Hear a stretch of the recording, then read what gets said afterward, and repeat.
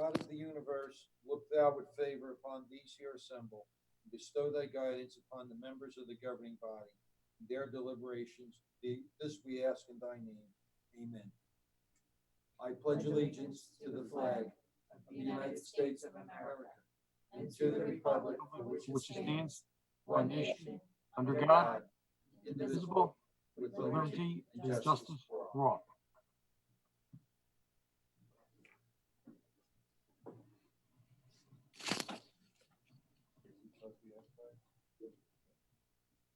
Okay.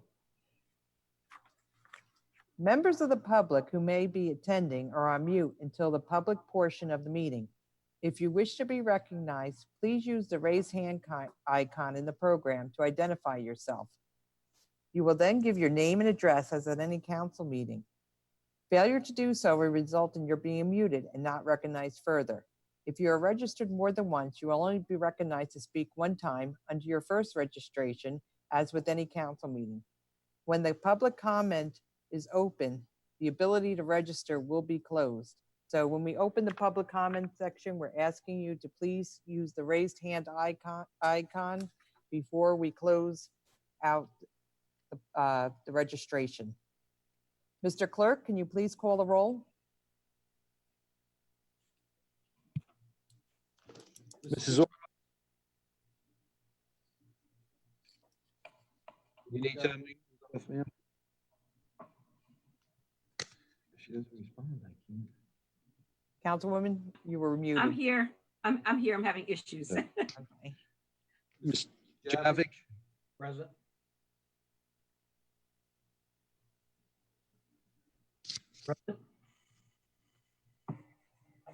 Caldwell. Present. Mohammed. You're muted, sir. Present. Crosby. Present. Roman. Present. Strano. Here. Blaine. Here. Mr. Medina is excused. Hickey. Present. Mrs. Yemakaitis. Here.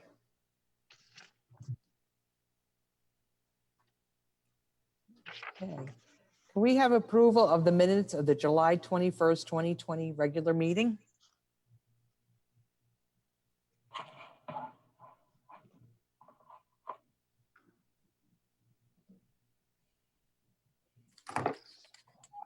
Okay. Can I please have one of the council members move the minutes of the Council regular? President, Yes. I'd like to make approval of the minutes for July 21st, 2020, and request a second. Second. Mrs. Orman. Yes. JAVICK. Yes. Caldwell. Yes. Mohammed. Yes. Crosby. Yes. Roman. Yes. Strano. Yes. Blaine. Yes. Hickey. Abstain. And Mrs. Yemakaitis.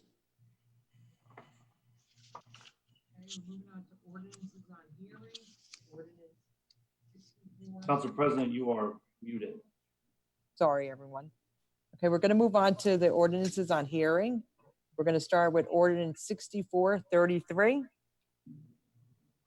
An ordinance to amend and supplement Chapter 3, Police Regulations of an ordinance entitled, an ordinance adopting and enacting revised general ordinances of the City of Linden, 1999, passed November 23rd, 1999, and approved November 24th, 1999, and as amended and supplemented.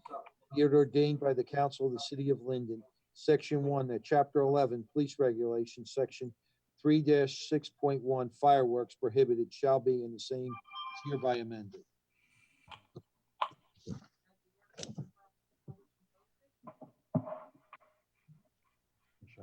Has the ordinance been properly published and posted? Yes, ma'am. Has any written communication been received? No, ma'am. Is there anyone who wishes to be heard on this ordinance? Please use your raised hand icon. Judy McCarthy? I'm sorry, that should have been lowered, not on this ordinance. Okay, thank you, ma'am. Is there anyone else that wishes to be heard on ordinance 6433? Seeing none, can we have a motion, please? Council President, I move that ordinance 6433, the hearing be closed and the ordinance adopted, and I request a second. Second.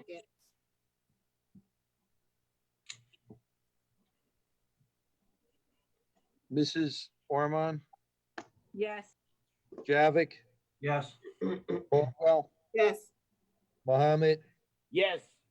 Crosby, Yes. Roman, Yes. Strano, Yes.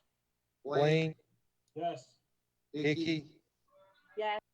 Mrs. Yemekaitis. Yes. Ordinance 6434. An ordinance to amend and supplement Chapter 7, Traffic of an ordinance entitled, an ordinance adopting and enacting the revised general ordinances of the city of Linden, 1999, passed November 23rd, 1999, and approved November 24th, 1999, and as amended, supplemented, be it ordained by the council of the city of Linden. Section 1, that Chapter 7, Traffic, Section 7-14.2, no parking during school hours shall be in the same is hereby amended to delete the following. Curtis Street, north side. Okay, has the ordinance been properly published and posted? Yes, ma'am. Has any written communication been received? No, ma'am. Is there anyone who wishes to be heard on this ordinance? Seeing none, can we have a motion, please? Council President, I'd like to make a motion to close the ordinance 6434, adopted, and ask for a second, please. Second.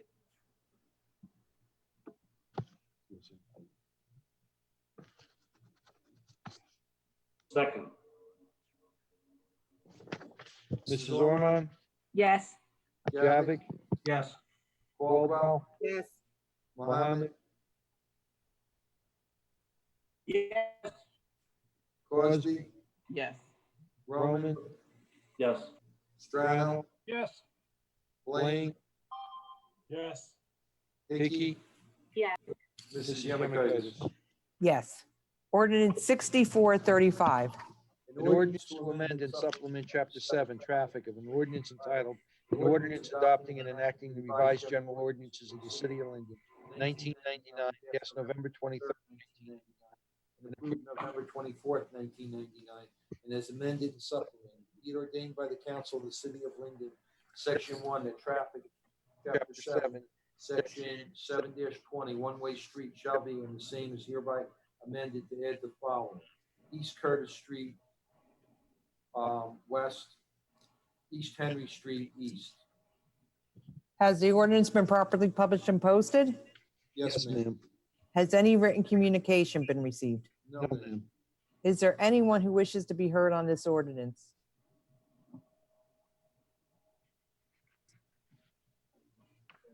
Okay,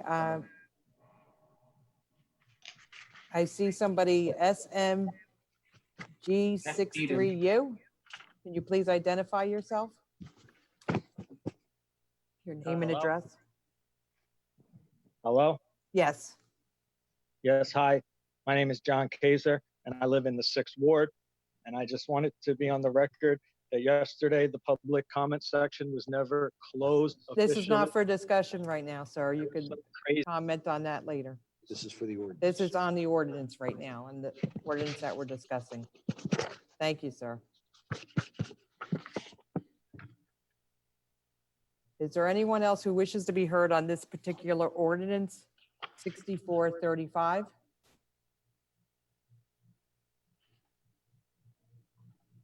Seeing none, can we have a motion, please? Yes, Council President, I'd like to make a motion to close the hearing on ordinance 6435, adopted, and ask for a second, please. Second. Mrs. Ormond, Yes. JAVIK, Yes. Caldwell, Yes. Mohammed, Yes. Crosby, Yes. Roman, Yes. Strano, Yes.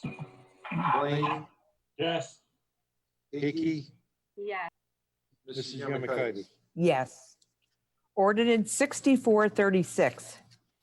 An ordinance to amend and supplement Chapter 7, Traffic of an ordinance entitled, an ordinance adopting and enacting the revised general ordinances of the city of Linden, 1999, passed November 23rd, 1999, and approved November 24th, 1999, as amended, hereby by the council of the city of Linden, section, Chapter 7, Traffic, section 7-14, parking prohibited during certain hours on certain streets shall be. The same is hereby amended to delete the following: Kessler Street, South Side, Monday through Friday, 7 a.m. to 10 a.m. between Wood Avenue and Ainsworth Street. Okay, has the ordinance been properly published and posted? Yes, ma'am. Has any written communication been received? No, ma'am. Is there anyone who wishes to be heard on this ordinance, 6436?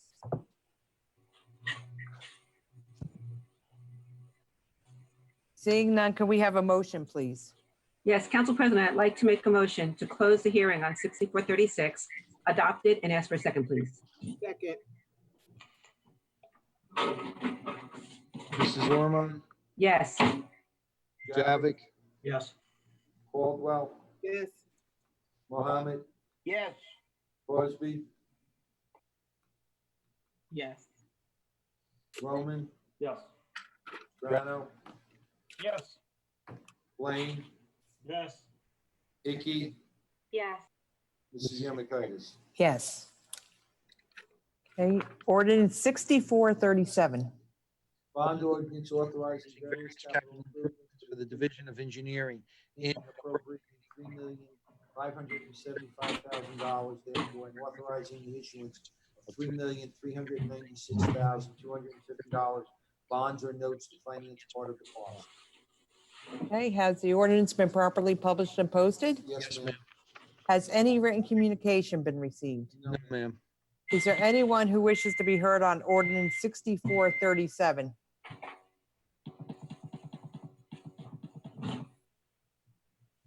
Seeing none, can we have a motion, please?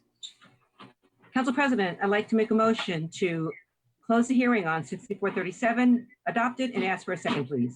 Second. Mrs. Ormond, Yes. JAVIK, Yes. Caldwell, Yes. Mohammed, Yes. Crosby,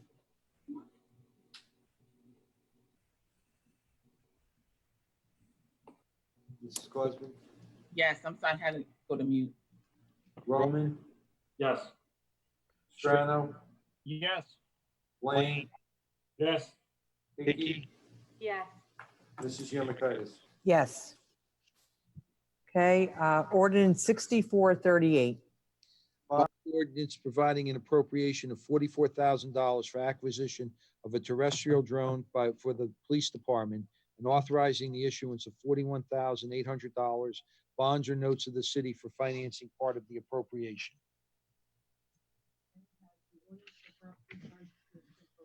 Yes, ma'am. Michelle, you're muted. Sorry about that. Okay, has the ordinance been properly published and posted? Yes, ma'am. Has any written communication been received? No, ma'am. Is there anyone who wishes to be heard on this ordinance? 6438. Seeing none, can we have a motion, please? Council President, I'd like to make a motion to close the hearing on 6438, adopt it, and to ask for a second, please. Second. Mrs. Ormond, Yes. JAVIK, JAVIK, Yes. Caldwell, Yes. Mohammed, Yes. Crosby, Yes. Roman, Yes. Strano, Yes. Blaine, Yes. Hickey, Yes. Mrs. Yamakitis.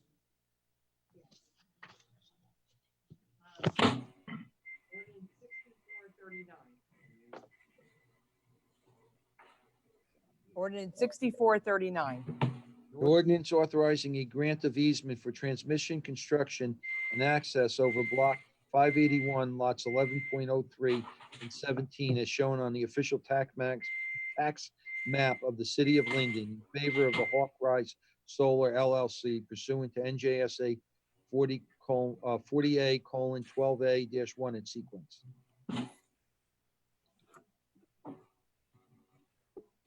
Has the ordinance been properly published and posted? Yes, ma'am. Has any written communication been received? No, ma'am. Is there anyone who wishes to be heard on ordinance 6439?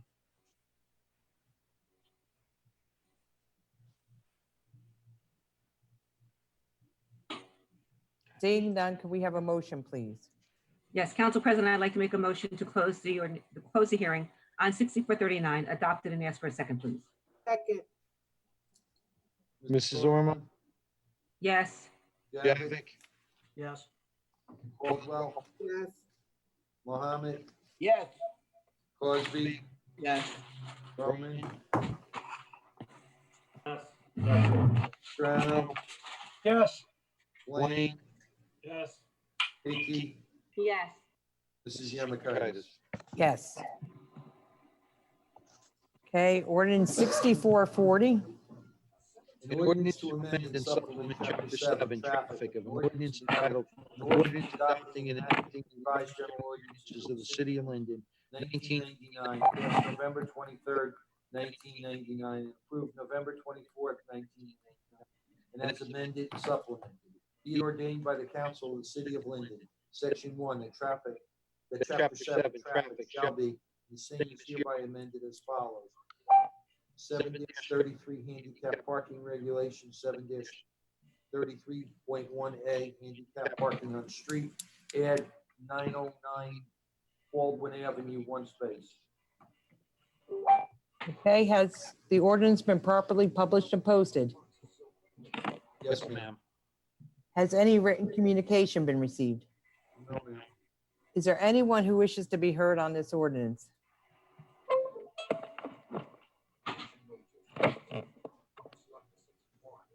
Seeing none, can we have a motion, please? Yes, Council President, I'd like to make a motion to close the hearing and adopt it, and ask for a second, please. Second. Second. Mrs. Ormond? Yes. JAVICK? Yes. Caldwell? Yes. Mohammed? Yes. Cosby? Yes. Roman? Yes. Strano? Yes. Blaine? Yes. Hickey? Yes. Mrs. Yamikaitis? Yes. Okay, council members, just to make a note, I'm receiving a bunch of text messages from all the council members here. Please make sure your backgrounds are appropriate. Okay, Mr. Clerk, can you please go ahead with ordinance 6441? An ordinance to amend and supplement Chapter 7, Traffic of an ordinance entitled, an ordinance adopting and enacting the revised general ordinances of the city of Linden, 1999, passed November 23rd, 1999, and approved November 24th, 1999, and as amended and supplemented. Be it ordained by the council of the city of Linden, Section 1, that traffic, Chapter 7, Section 7-26.1, pickup and drop-off zones for schools shall be, and the same is hereby amended to add the following location: Curtis Street, North Side. Okay, has the ordinance been properly published and posted? Yes, ma'am. Has any written communication been received? No, ma'am. Is there anyone who wishes to be heard on this ordinance? Seeing none, can we have a motion, please? Council President, I'd like to make a motion to close the hearing on 6441, adopt it, and ask for a second, please. Second. Yes. Mrs. Ormond? Yes. JAVICK? Yes. Caldwell? Yes. Mrs. Caldwell? Yes. Mohammed? Yes. Cosby?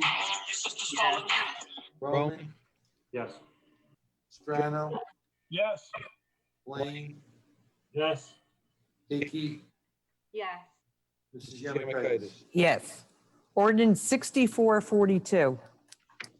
An ordinance to amend an ordinance entitled, an ordinance establishing a schedule of titles, salary ranges, and regulations for maintaining the classification and salary standardization plan of all employees of the city of Linden, passed on August 15th, 1995, and approved August 16th, 1995, adopting salary schedule 4004. Okay, has the ordinance been properly published and posted? Yes, ma'am.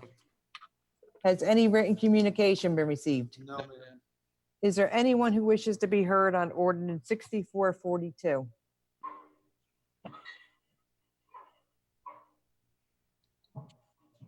Okay, I see iPhone 07036. Please state your name and address for the record. Hello?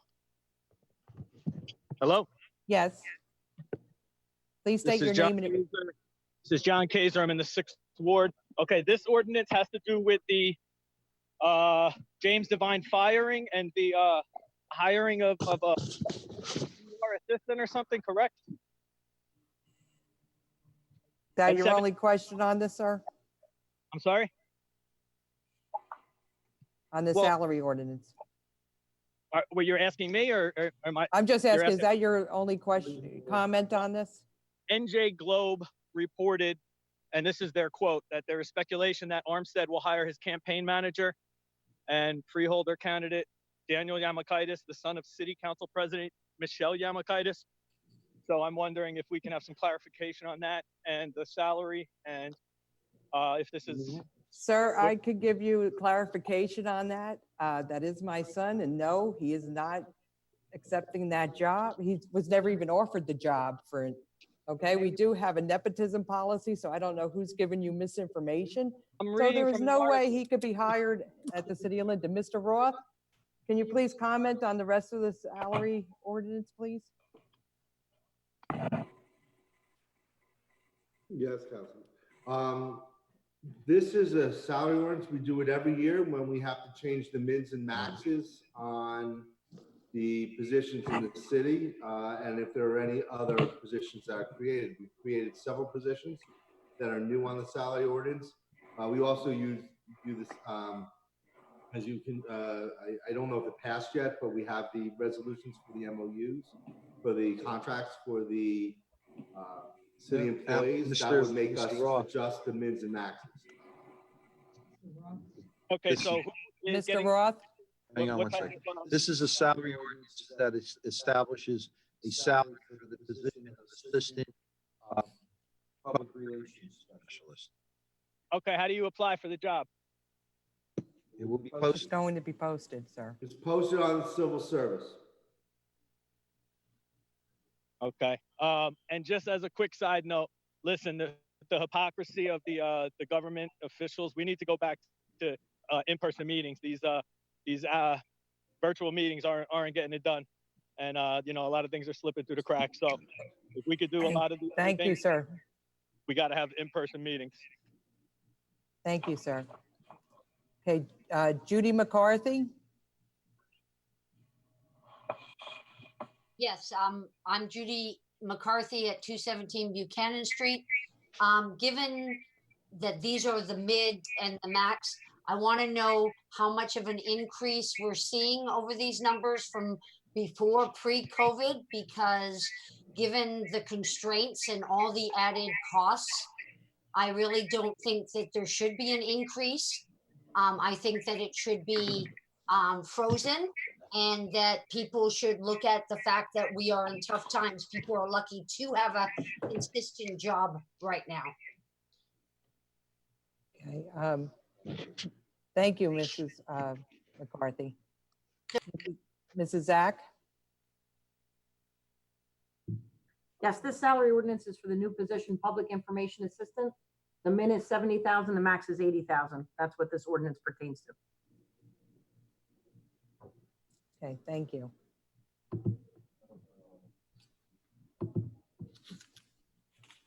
Okay, can we have a motion, please? Council President? No, I have my hand up. can we have a motion, please?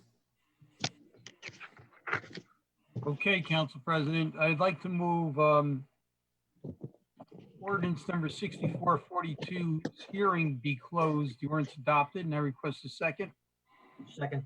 Okay, Councilman Roman has his hand up. Thank you, Mr. President.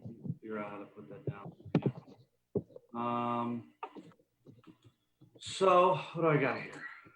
We've established that this is just for 70, 80,000 for a new position, assistant. Is that correct? Yes. And this is not including any of the MOUs or any of the increases on our from the negotiations that are supposed to be passed? Councilman, yeah, you're correct. I don't have in front of me, I only have the agenda in front of me. I don't have the actual ordinances. So yes, you are correct. It's just that one. So it's just this one, okay. I'm happy to hear that though, Ms. McCarthy, I believe that any of the increases from our other staff later on are what they're already owed from past contracts that are already supposed to be passed, from 2019 and 2020. It's already money owed out from a contract that should have been passed a long time ago. But I just want to point out that this is $70,000 going towards a public information assistant. We don't want to spend $65,000 saving a skate park. We don't want to spend $35,000 when the chief of fire asks us for extra deputy so that he can have a better training service on our EMS crew during COVID. We declined that. Said it was too costly, he's always said. When the chief asked us for a EMS lieutenant or captain, I'm sorry. And you guys are spending $70,000 on a PI assistant that you're going to put in your office. And I've heard it before, so I'll just save it because it upsets me. And I really don't want to ruin the flow of this meeting. We're getting along so well right now. But I've heard it before. He can always do something for you. Release a mailer for me. He can do a TV thing for you. Yeah, I'm sure he will.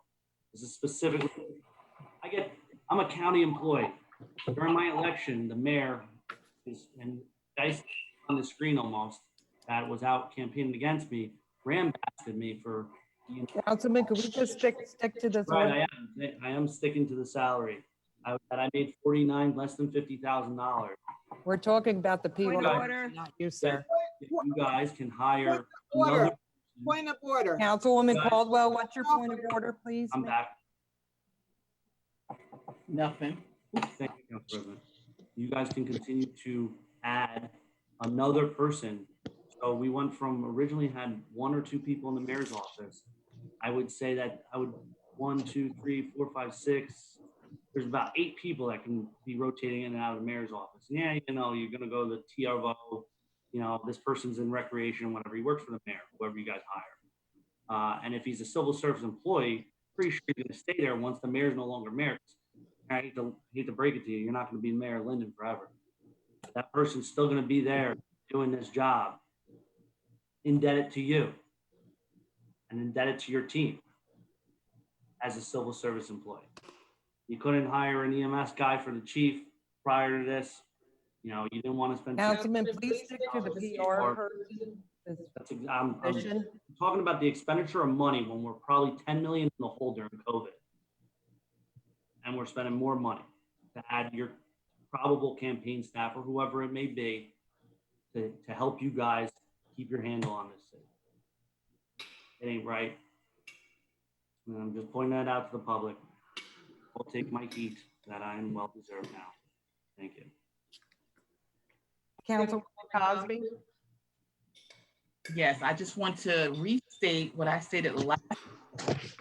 A position such as this, typically the person who's an assistant is starting at $34,000 in this type of a position. And so it's interesting yet again that we're hiring an assistant and there is no public information officer. So there's an assistant and they don't assist anyone. So the title itself is a little confusing and suspect. But I just wanted to put that out there. This is a public meeting. This is our discussion prior to our vote. I disagree with this. And I think the public should be clear. Also, this is a civil service position. And so they still, I don't mean to say they like that all loose, but there's an opportunity for someone to be appointed provisionally. You don't know that, no one's gonna tell you that until the test is called. And so then the test is probably based on their education and or experience, but their experience and the time in this position until the test is called counts towards them, ranking on the list. It's all a game. And I'm growing really, really tired of it. When I came in, my issue was making sure everything was publicly advertised so everybody had an opportunity to get jobs in the city of Linden. I agree with the mayor when he always says that, people in Linden should get the first opportunity. However, now we see all of the people making the most amount of money are from outside of Linden. And that just, disturbs me. So I just wanted to put that out there before we vote. That's just my discussion. Okay, before I move on to Councilwoman Hickey, I'm just going to remind all the council members to please read your personnel report. It's listed on there that we're posting for the position. Hey, Councilwoman Hickey, you have your hand up? Thank you, Council President. I couldn't agree more with Councilman John Francis Roman and also Councilwoman Crosby. In recent year or so, we have 3 people we hired for constituent services. We have interns in the mayor's office. We have 2 secretaries that handle also the day-to-day phone calls and things needed in the mayor's office. We just hired a chief of staff. I mean, how many people do we need? Can we please just start worrying about the taxpayers and stop wasting all this money? I this month only got $250,000 to pave my streets for people who are paying $13,000 to $18,000 a year in taxes. If you're hiring another individual, a position that we've never had in the city before, along with many other positions hired, what are we doing to these residents already?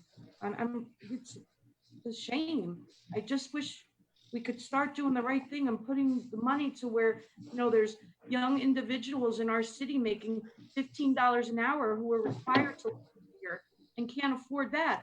But now we're starting another position for $70,000 to $80,000 a year. This is shameful. And I'm going to agree with Councilwoman Cosby. I'm sure this is all an arrangement. And that's what happens with civil service. They'll sit in the job enough, they have the position, it's temporary, and then they get the position. And it's because we owe somebody a favor. And you all may get tired of hearing from me, but it needs to be said. And if I can't say it in caucus meetings without getting attacked or being called a racist, I have to say it here in public. Let's please. Thank you, Council President. Thank you. Councilwoman Caldwell. Oh, no, that was wrong. I didn't mean to have my hand raised. Thank you, ma'am. Mayor Armstead. Yes, thank you, Council President. I just want to remind everybody that this person is not technically working in my office. I will utilize the expertise of this individual to further promote the city and some of the things that are happening in his office. But she will be working, or he or she will be working in recreation.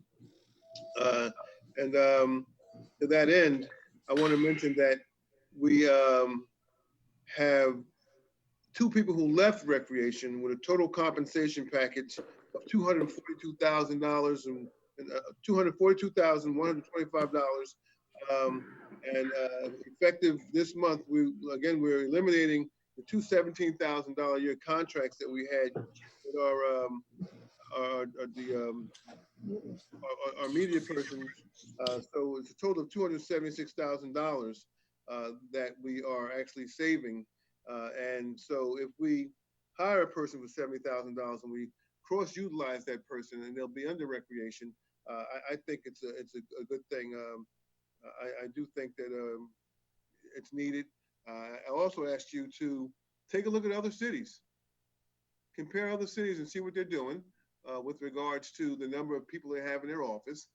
And I will certainly be the first to admit that we have expanded the operation in this office. We're doing things that haven't been done before. We do have two people in our office who are working in constituent services that that are part-time. And we do have the one part-time young lady for the summer, a summer intern. Yes, but we do a lot in this office. We are the face of the city, and I think that what we're doing and what we're accomplishing is significant. And I will continue to bring innovative ideas to the table that I think will better promote this city and move this city forward.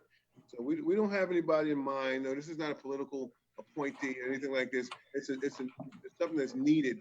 And as you can see, as earlier comments stated, there was an accusation that we were going to hire Michelle Yamakaitis' son.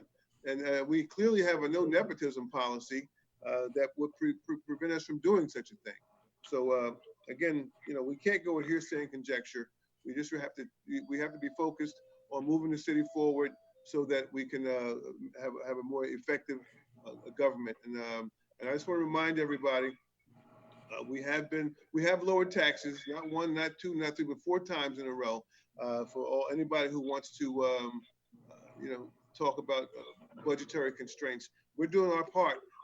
In fact, the only agency that has increased our taxes over the last couple of years has been the county, and they hire at an unprecedented rate. I don't even know how.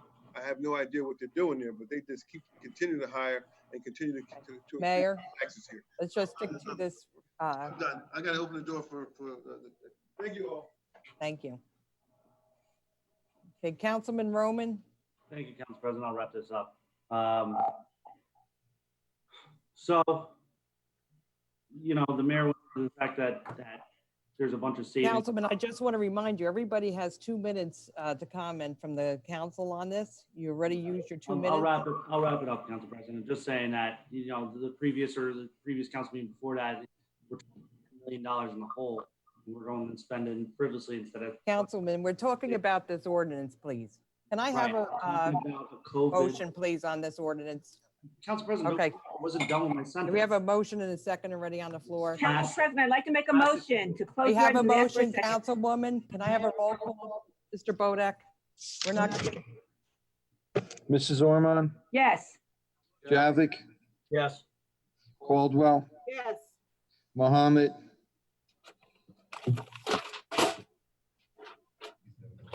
Yes. Miss Cosby, No. Roman, Nope. Strano, Yeah.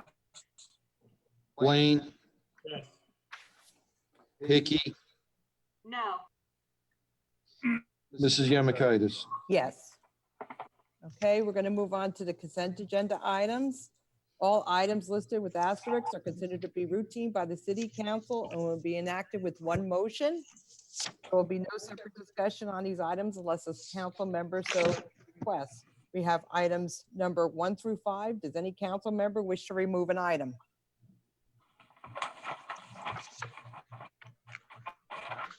Seeing none, can I have a motion, please?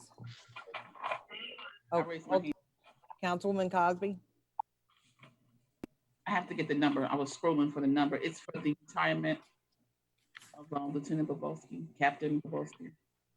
Retirements, Number 3. number 3. Please. Yes. It's number 3, Councilwoman. Oh, I can go ahead? Yes. I just wanted to wish Bobowski a healthy and long retirement. He and I have worked together on different things when he was in traffic before that. And so just wishing him well. And I was surprised to see that he's retiring because he's super young, but I guess, everybody's moving on in their life, but wishing him well and thanking him for his many years of service in the city of Linden. That's what I had to say. Thank you, Councilwoman. Okay, can we have a motion, please?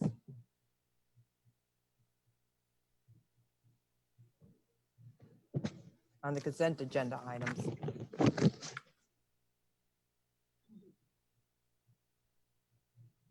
Could one of the council members please make a motion on the consent agenda items? I'll make a motion on consent agenda items number 1 through What's the last one, Joe? Number 5. 5, and ask for a second. Second. Does anybody have their script one though? 'Cause like, Mrs. Ormond?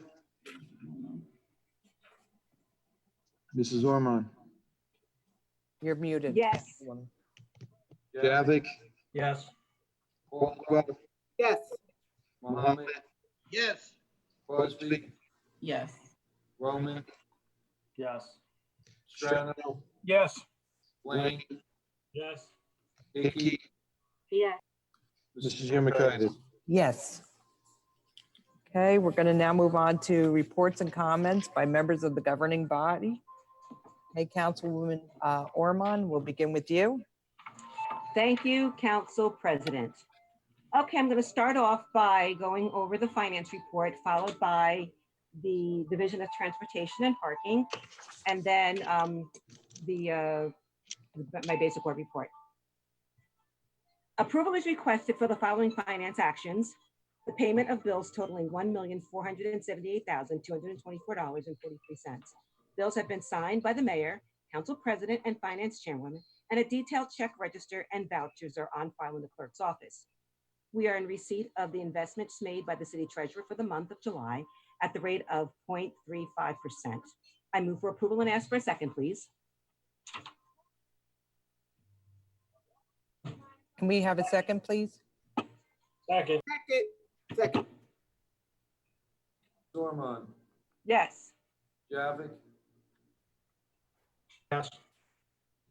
Caldwell? Yes. Mohammed? Yes. Crosby? No. Roman? Yes. Strano? Yes. Lane? Yes. Hickey? Yeah. Mrs. Yemakaitis? Yes. Okay, go ahead, Councilwoman Ormond. Okay, well, first, I would also just like to say to any of my constituents in the first ward that are viewing this and seeing this, I most humbly apologize for some of the lack of professionalism that we are displaying as a council. Certain things are just inappropriate. And I personally don't like to see the rear end of any person or any portrait during a professional meeting. It's unacceptable, but that's just my personal opinion. And I'm just asking, can we at least maintain some form of decorum? Now, I also would like to read the transportation and parking report. The Trenton side collections have $838. New York side collections has $249. Railroad credit card transactions, $8,056.84. Railroad permits, $332. Online railroad permits, $2,324. Parking meter collections, $12,648.30. And there are $0 in merchant permits for the total of $24,448.14. I also would like to just say that I finally had an opportunity to meet Dr. Hazelton, who is a new superintendent of schools. She's a wonderful person, very insightful, and I just encourage all of our council members just to listen to her and hear her vision. There's information going out about the start of schools, and I'm going to ask people that if somebody asks you as a council person, remember, we're not the expert. Please refer them to the superintendent of schools because they're the ones that really have all the answers. And we speculate too much on Facebook and we comment too much on Facebook. So please defer all questions to her. We're going to have our first, second, and third ward community art sale again on September 19th. The rain date is going to be the following week, and a permit fee is being waived. You can email me at lormon@linden-nj.org or call me at 908-370-6482 to register your house so we can put it on a site map or on a list so everyone can come to your particular home for the art sale. Bulk trash day for District 1, which are those who have the pink calendar, is next week, August 26th. We have multiple sanitation districts in the first ward. So I'm just asking, please look at your schedule, look at the color of your schedule. And if you are not scheduled for a bulk pickup, please do not drag your debris and trash out to the curb. we will have somebody from the department come and actually ask you to move it back onto your property. And if it's not removed within 24 hours, you will be issued a citation. It's just a quality of life issue. We want our neighborhood to stay and look beautiful. We have streets in the first ward, lots of them, that have been affected by the utility repair, gas lines and water lines. I'm gonna be fighting for any penny, every cent that I could possibly get for the first ward. Please let it be known that it's not gonna just go to one particular neighborhood. We're all in this together. And if there's anything that's being given, we're all gonna get our fair share, and I will stand up and fight for that. I'd like to also just reemphasize the noise ordinance. During the summer, please, at 10 o'clock, you must turn your loud music and turn down the noise, just for the sake of the people living around you. We also would like to emphasize our leash laws here in the city of Linden. It has been brought to my attention that there are lots of people that are walking their dogs, and while they may have them on a leash, the leash is dropped on the ground and you don't have control of the leash. That is illegal. There's no such thing as a bad dog. There's just bad owners that don't adhere to the rules of the city. Also, I'd like to remind everyone, please lock your car doors. There have been a rash of car thefts, people breaking into cars in the first ward. But if you leave your door open, you're just inviting trouble. Please lock them. Please do not leave your keys running in your car. That's an open invitation for somebody just to take it. So please be mindful, lock up, remove your keys. I also would like to give a storm update and thank DPW for the awesome job that they did and the awesome job that they're continuing to do. The first ward, we still have a lot of debris that needs to be picked up. But just remember, next week during the bulk pickup, a lot of that is going to be gone. I don't want them to come during this week because that's just double work for them to do and we could utilize our resources elsewhere. But please be advised that there are other areas of the city that I am riding around and I'm making a list of all the places where they need to pick up, which may be missed, that are not part of the next bulk pickup day. Please do not put that on Facebook that you need your branches picked up. I don't see everything on Facebook. You need to call me. I'm your council person, and I will make sure that if you call me like a respectable person, I will answer your concerns and your needs and make sure that you are added to the list of things that need to get done. I don't adhere, I don't bow down to Facebook or any of that. It's strictly when you pick up the phone, call me and email me. That's how I do business. And that's it. I would also, I'd just also like to thank the mayor and the Mayor's Youth Commission and Walmart for the amazing movie night that we had last week. Looking forward to Linden doing something of this magnitude again.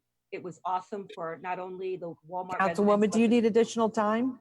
2 seconds. Okay. That's it. I just wanted, like I said, thank you. And it was an awesome time for all of the residents of the city. And that ends my report. Thank you, Councilwoman. Councilman JAVICK. Yes, Council President. As chairman of the Fire Committee, the Fire Prevention Bureau collected the following monies, a total of $10,043.90.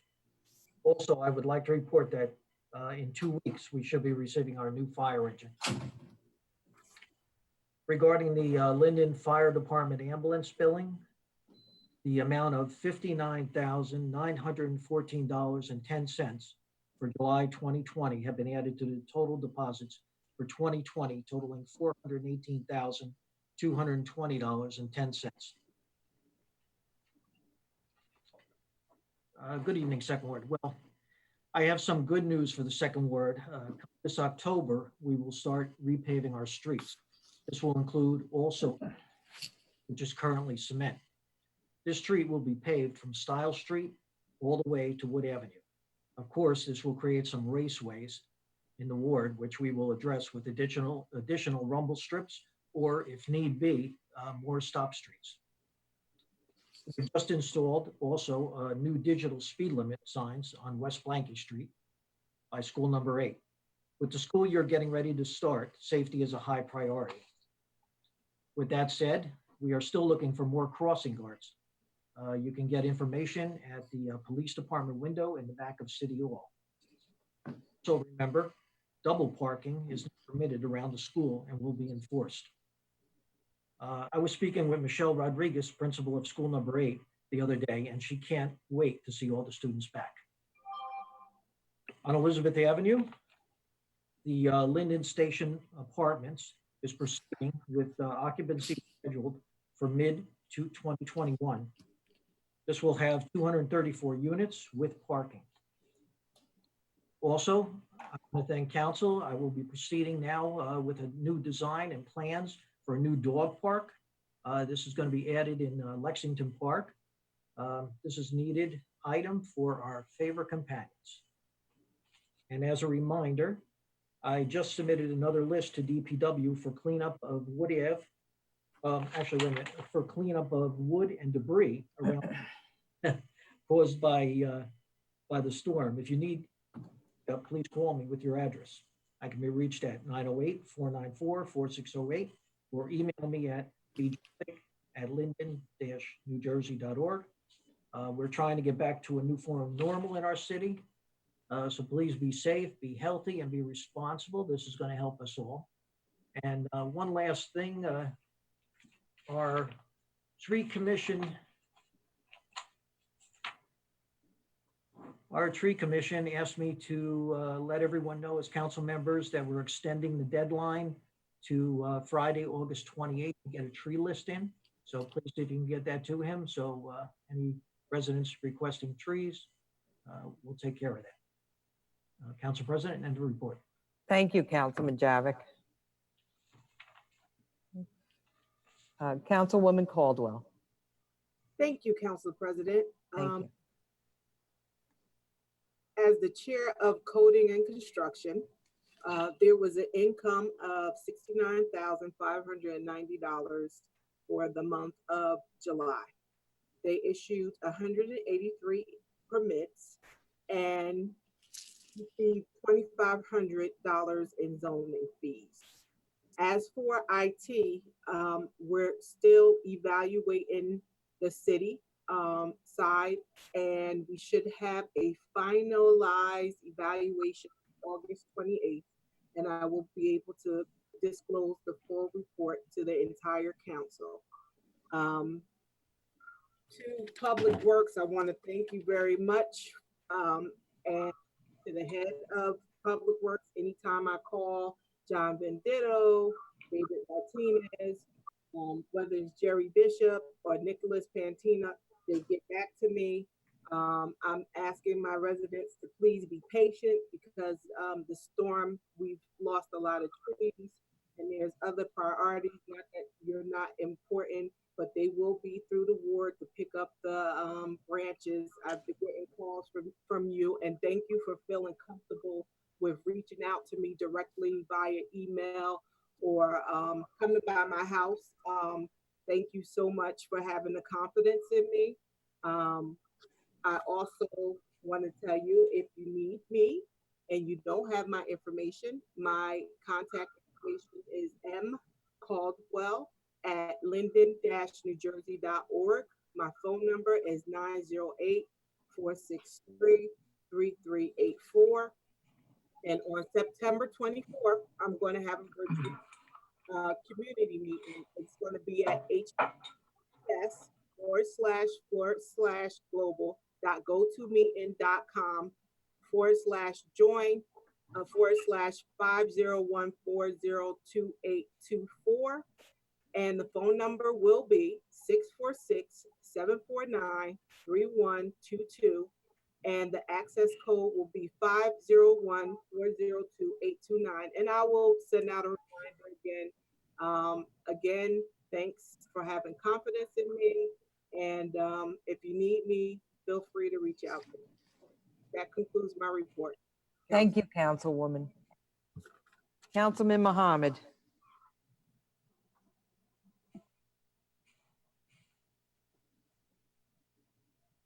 Good afternoon. Thank you, Council President.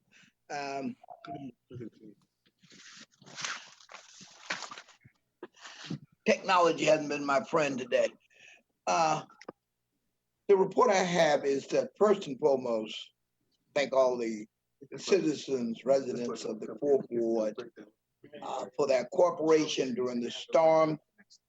And the DPW is to be highly commended for its outstanding work in removing debris and trees in the wards. We had the exceptional, I had the fortune of riding with the mayor during the storm, and rode in the 10th Ward, 4th Ward, rode throughout the city and saw the exceptional work that the Department of Public Works was doing, and I commend them for that. We didn't have any real major problems in the 4th Ward, but they have been remedied. I also like to report that the 4th Ward Park tennis court, the lights has been restored, and people are out busily playing tennis. Anyone interested in tennis should contact the Recreation Department. I too have had the privilege of meeting the new superintendent of schools, a delightful person, and I thank the school board for making a wonderful choice. I just again want to remind the citizens to come out to the 4th Ward cleanup at the 4th Ward Park, which will start at approximately 10 o'clock this Saturday. Look forward to seeing you all with a positive, healthy spirit. You want to put it on Facebook, that announces there's good things is happening in the 4th Ward in the city. I don't legislate by by Facebook, but I am available to work and help everybody, especially in the 4th Ward. Thank you, Council President. Thank you, fellow council persons. Thank you, Councilman Mohammed. Councilwoman Cosby. Before I get to my prepared remarks, let me just say, I can say whatever I want to anybody I want. I'm a parent of a student and I'm paying taxes to the Board of Education. And I'll say this with all confidence, school's not opening up. So the teachers are gonna have to wait a teeny bit longer to see their students because we got a letter today that we're not opening up according to the regular schedule. So just wanted to say that. I'm an expert at that right now. Also, I tested my artwork last night. Not one person had a problem with my Sterling Shaw portrait. Therefore, I chose to use it tonight. I don't care what you think, Lisa. You're not my mother. I told you that last night. Stop coming for me, please, okay? Let it go. Black art matters. What you don't see is the full photo. I'll be happy to send you the full thing so you can really appreciate what I do, right? So she unmuted herself. You're petty. So anyway, to my prepared remarks. Let me see. Stupid. One second. All right. So this is my official report. I'm going to read it for you. Good evening. As you can probably guess, I have no report from the Environmental Commission as they have not met since the pandemic shut everything down. There has not been a meeting to date for the Union County Airport Noise Committee, which means no meeting. From the 5th Ward, as everyone is aware, I have canceled all in-person community meetings. However, the annual fee-free yard sale scheduled for Saturday, August 29th is still moving forward.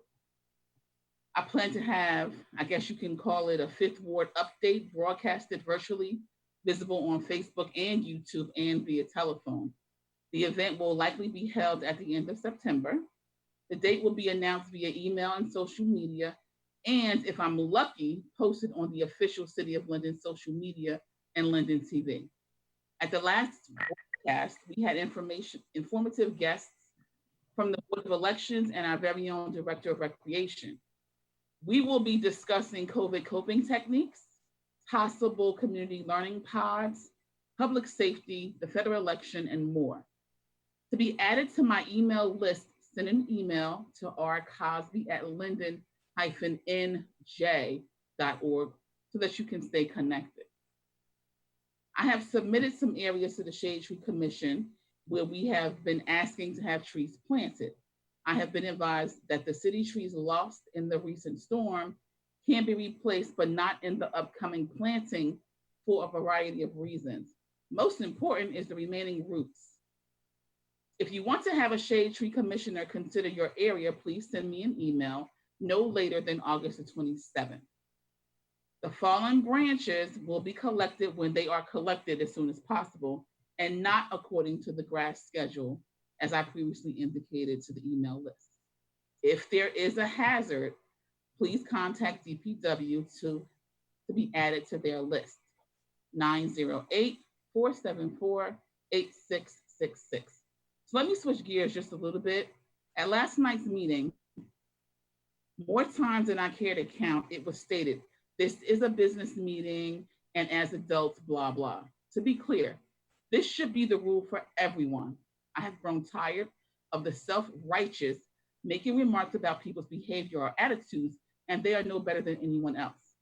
I'm also fed up with the way certain members of the governing body are hushed up or hurried along, interrupted while others are not. Members of the public should know that this is the only time that we get to ask questions and expect answers. When we ask any other time, we are told, send it to the committee, someone will look into it. Not. That's why we spent 45 minutes last night about a skate park matter that was on the table in committee for nearly 2 years. We have some who are power drunk and or incompetent or both. That's what we have here. Then you have those who will flat out lie when asked questions, but no one will ever know why, because you get out of order for attempting to expose the truth, the facts to the public. That's all I have to say about that, and I'll continue to speak the truth. And finally, I want to say happy sweet 16 to my baby girl, Cece. Sharice, Lady Tiger number 4, happy birthday. And that concludes my report. Thank you, Councilwoman. Councilman Roman. I had no idea CC 16 already. I'm getting old, that means. That's what that means. Whew. My back hurts. Thank you, Council President. I want to burn through this because I know I'm not going to have enough time. DPW, I know the 6th Ward got hit pretty, you know what? The 6th Ward didn't get hit pretty bad. God bless the 2 families on Woodlawn. Thankfully, DPW got that tree right out of there for us. Thank you. Or Rich's Tree Service, whoever did it, but thanks John Bendito for giving that order. After the storm hit, I left my house because my mother's house got hit by our big oak in Sunnyside, and it basically blew a hole right through her wall. And what I saw on Sunnyside, the 3rd Ward and the 2nd Ward, I immediately got back to the 6th Ward and surveyed the 6th Ward. I cut up everything I could myself. I told DPW, I immediately put it on the curb out of the street. I told DPW, get to us whenever you fix the issues in the 3rd, the 4th, the 9th and 10th. I mean, there was just so many parts of the city that were destroyed. So they are coming to the 6th Ward. I know there's still some stuff out there, and they will be here this week. So thank you for your patience. And if you have anything especially needed, please just call me. The county is doing another community food bank with the community food bank at King University. It's August 27th at 9 a.m. Show up with your car, no registration. You're going to get a box or 2 of food. I know there's a lot of people that need it out there. I usually do my garage sale the week that everyone else is doing the garage sale, September 22nd, it looks like. I was going to pass that resolution on the 14th or 15th next month. I don't know what I'm going to do now. I don't want to do it at the same time as everyone, or maybe we will, and I'll just retroactive the reso if that's okay with council. I'm going to figure that out, but I still do plan to have a garage sale in September and also a community meeting of some sort. I do think that the governor is going to give an order that we're going to be allowed back inside shortly. I don't know how many people, so I'm just playing it by year on that. But I would like to get one of those in for the year, as I usually do 2 a year. West Munsell, that property across from the station, the Firehouse 1 was cut yesterday. Thank you, Health Department, for helping me with that. They had a lot of summonses. They finally got cut. It's good. Wheeler Park is also going to be completely cut down this week, and anything left over will be cleaned up there. There was a big oak that went down in Wheeler, and there was a couple big trees that were still laying there last time I checked. So Wood Ave and East Morris, there was a sewer issue. I know that was being worked on today. I don't have an update, but I will have one for you, and I'm sure that it was repaired. I think 30 feet had to be repaired there, and that was going to fix the issue on East Morris and Munsell over there. Maria opened up East Morris Avenue, where it was closed when they were building.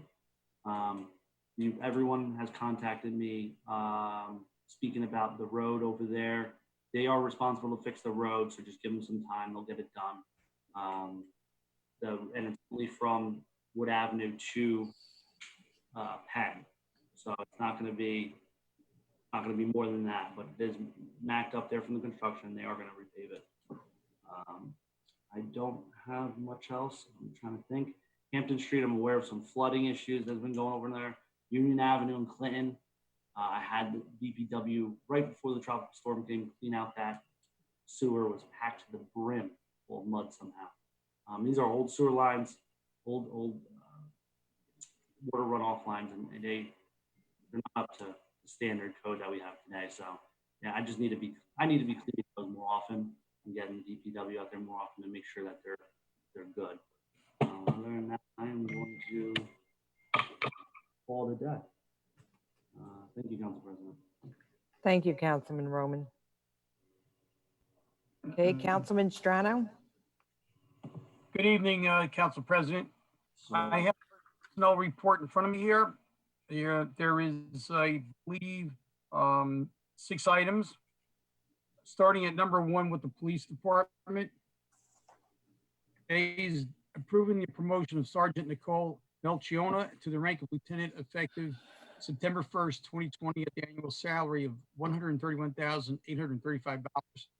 B is approving the promotion of Officer Jimmy Solano to the rank of sergeant effective September 1st of 2020 at the annual salary of $108,000. C is approving for the posting of 2 clerk ones to fill the existing vacancies there. I guess this should be D. I've got 2 B's listed on here. Approving the appointment of the following 3 police candidates effective August 10th of 2020 at the annual salary of $40,000. First one is Yukanis Tavares. The second one is Pavel Kepa. And the third one is Jesse Cologne. And the last item in the police department is approving the appointment of Michael Klobus as a police candidate effective August 11th of 2020, the annual salary of $40,000. Number 2 is in the construction code. A is approving the change in title from Marissa De Silva to Clerk 2 effective August 19th, 2020 at the annual salary of $42,283. B is approving the increased hours of Carlos Ruiz, the building inspector, not to exceed 29 hours per week, effective August 19th, 2020 at the hourly rate of $39.37. C is approving the change in status of Dennis Carbone to full-time plumbing code official effective August 19th, 2020 at the annual salary of $80,000. D, 3 in the Department of Community Services. Councilman, your audio, please pause for a minute. Go ahead. Start with number 3 again. In the Department of Community Services. Division of Municipal Garage. A is approving the appointment of Naeem Myers as Laborer 1, Tier 2, at the rate of $15 an hour, pending completion of the full pre-employment requirements that were effective September 1st of 2020. 5, in the municipal court, accepting the voluntary resignation of Carlissa Santiago, effective August 12th of 2020. 6, in personnel, A is the granting of the FMLA, NJFMLA to the following employees of the list which is on file in the personnel office. Move for approval. And Councilman, number 4 we didn't get. Can you please read that? Oh, Department of Parks and Recreation. A, approval of the posted position of the Assistant Public Relations Officer. Thank you, Councilman. Okay, we just need a motion now. I did. I said it made a motion and across the second.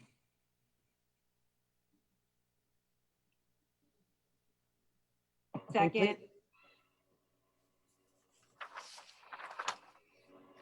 Mrs. Ormond, Yeah. JAVIK, Yes. Caldwell, Yes. Mohammed,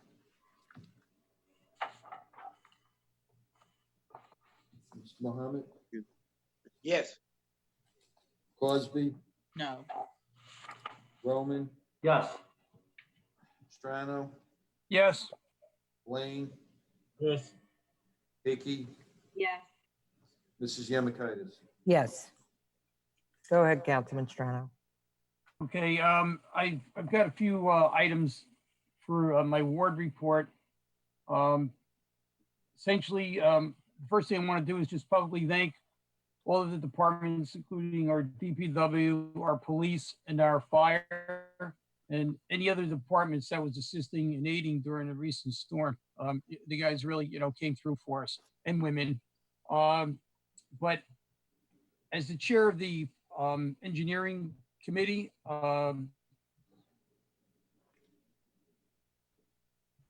which encompasses also DPW, let Mr. Pantina comment on what happens with our street sweepers, right?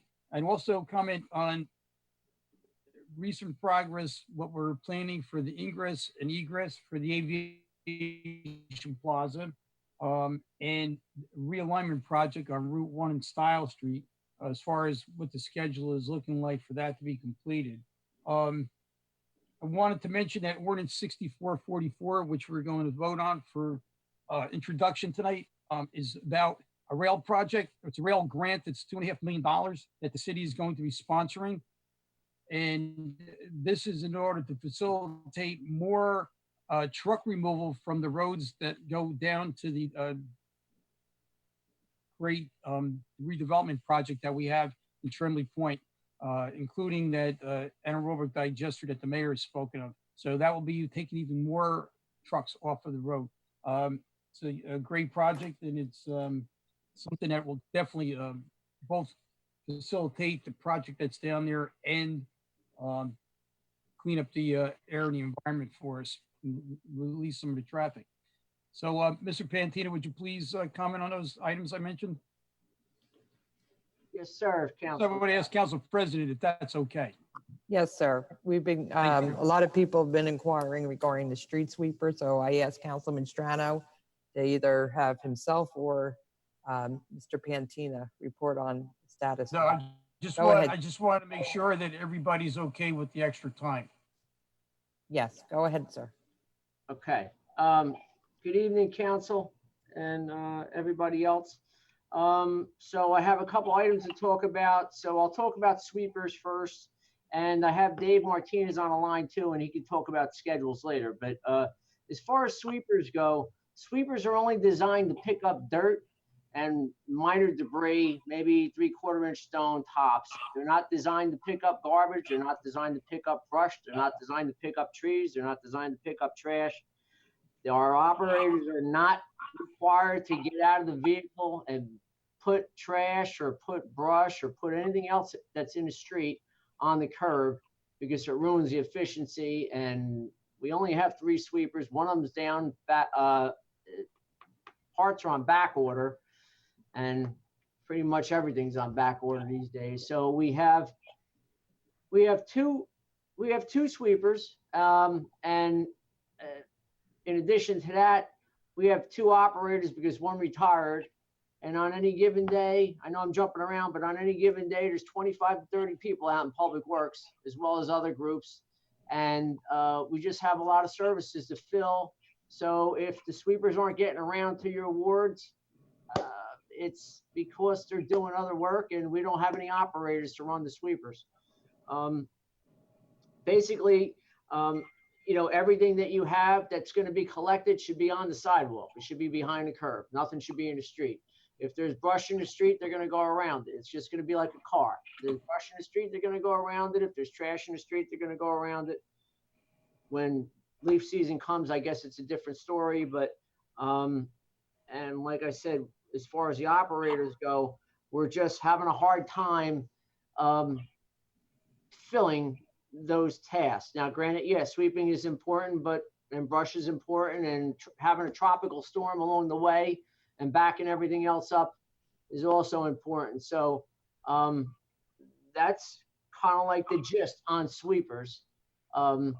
If you want to know as far as what the schedule is, I could defer to Dave real quick, and then I could hit Aviation Plaza and Style Street. Does anybody have any questions on scheduling? I think the signs are self-explanatory in each ward. Okay. All right. Good. Aviation Plaza. I've spoken to the traffic committee. I've talked to Lieutenant Gunther. I've spoken to our Tyrone Gibbons. I've spoken to my committee, the engineering committee, and Councilman Strano, and we have some ideas for Aviation Plaza. And I've already talked to Alex Laspinoza, and he was supposed to go talk to Millbrook, or he's in the process of talking to Millbrook. There's 4 driveways at Aviation Plaza. And just let's say number 1 is across the street from Burger King. Number 2 is by the movie theaters. Number 3 is, I guess, by Target or that end. And the 4th one is down by the detention basin. The 3rd and 4th one, we're not going to do anything. The 1st one across the street from Burger King, we're going to make it an ingress only. So an ingress only, once the Walmart off-street improvements come in and they start paving, which is going to be very soon. I'll talk about that. And we do South Style Street. We're going to put a don't block the box at Gable. So that'll, don't block the box pavement markings at Gable for people going westbound on South Style Street or northbound on South Style Street. They won't block the intersection when there's a red light. It's the first driveway is going to be an ingress over only by Chevys. By the movie theater, we're thinking about making it a right in, right out only. No lefts in, no lefts out. And we'll put temporary center line delineators up to test it out. And then by the time we pave, if it's working out, we'll put permanent delineators in, or we'll see how that works out. I think it should work out. I mean, the people that want to make a left into the driveway will eventually learn to make a left into the 3rd driveway or the 4th driveway and drive around. People that want to make a left coming out of the driveway, again, maybe they'll take a tour through Millbrook and find another direction out. There's a lot of other driveways out there. We got a lot of calls. I didn't get a lot of calls, but I know Lieutenant Gunther got a lot of calls. And I know council probably gets a lot of comments about accidents there, or near misses, or left turn conflicts. What we also plan to do is we talked about making the last block of 15th Street a one-way coming out. So a one-way going south.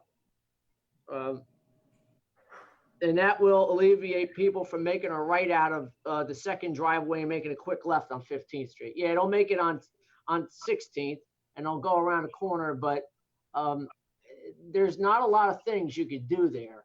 I mean, I could talk to you about traffic works. We could talk to Lieutenant Gunther. You could talk to your accident committee and all that, but there's not a lot of things you can do there. You pretty much south of there, you have 1 lane. And it starts forming 2 lanes right around 15th, I think, or 16th. And with these delineators, you'll just have the transition to 2 lanes will be stalled by a block. So we think we can make that work. I know it's hard to, well, it shouldn't be that hard to understand, but I mean, it'll be easier if I could show you on paper. But we're going to try that out. And we're just waiting to get Millbrook online. There's not much, I don't know if we're going to have any resistance, but South Style Street's our street. In worst case scenario, we can do whatever we want to do for traffic purposes, I think. Thank you, Mr. Pantina, for that update on that. Do you want an update on the off-track improvements real quick? Styles and Linden. Okay, that's with the construction of Walmart. Yeah. Okay. Elizabeth and Styles, the intersection of Elizabeth and Styles, that work will take place on or about either September 10th or September 14th. I already talked to the contractor. He's going to pave from, I think, around Miltonia to the bridge, just past Elizabeth Avenue. He's going to pave that in one shot.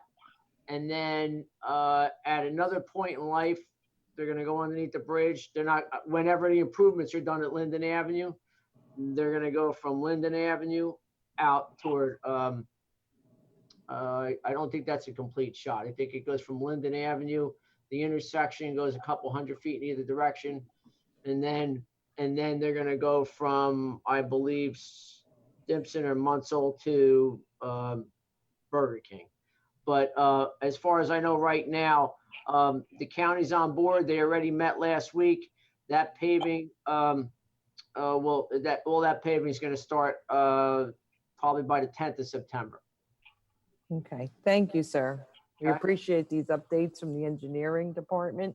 No You know, problem. a lot of it affects a lot of the traffic citywide, as well as the information from regarding the street sweeper. So I thank you, sir, for your report. Councilman Strano? Thank you, Council. There were things that needed to be broadcast to the general public in Linden. And that concludes my report for this evening. Thank you. Thank you, you. Nicholas. You're welcome. Thank you. Councilman Roman, you had a brief announcement to make? Yes, thank you, Council President. I just wanted to let everyone know, on top of what Nick Pantina just said, East Linden Avenue is part of the 6th Ward regular paving. That's going to connect both Linden Avenues. It's basically all going to get paved east and west. But also there's a mobile MVC, DMV, coming to Linden. I was supposed to come in April, but it got canceled because of COVID. So it's on September 9th. The details will be released by the police department.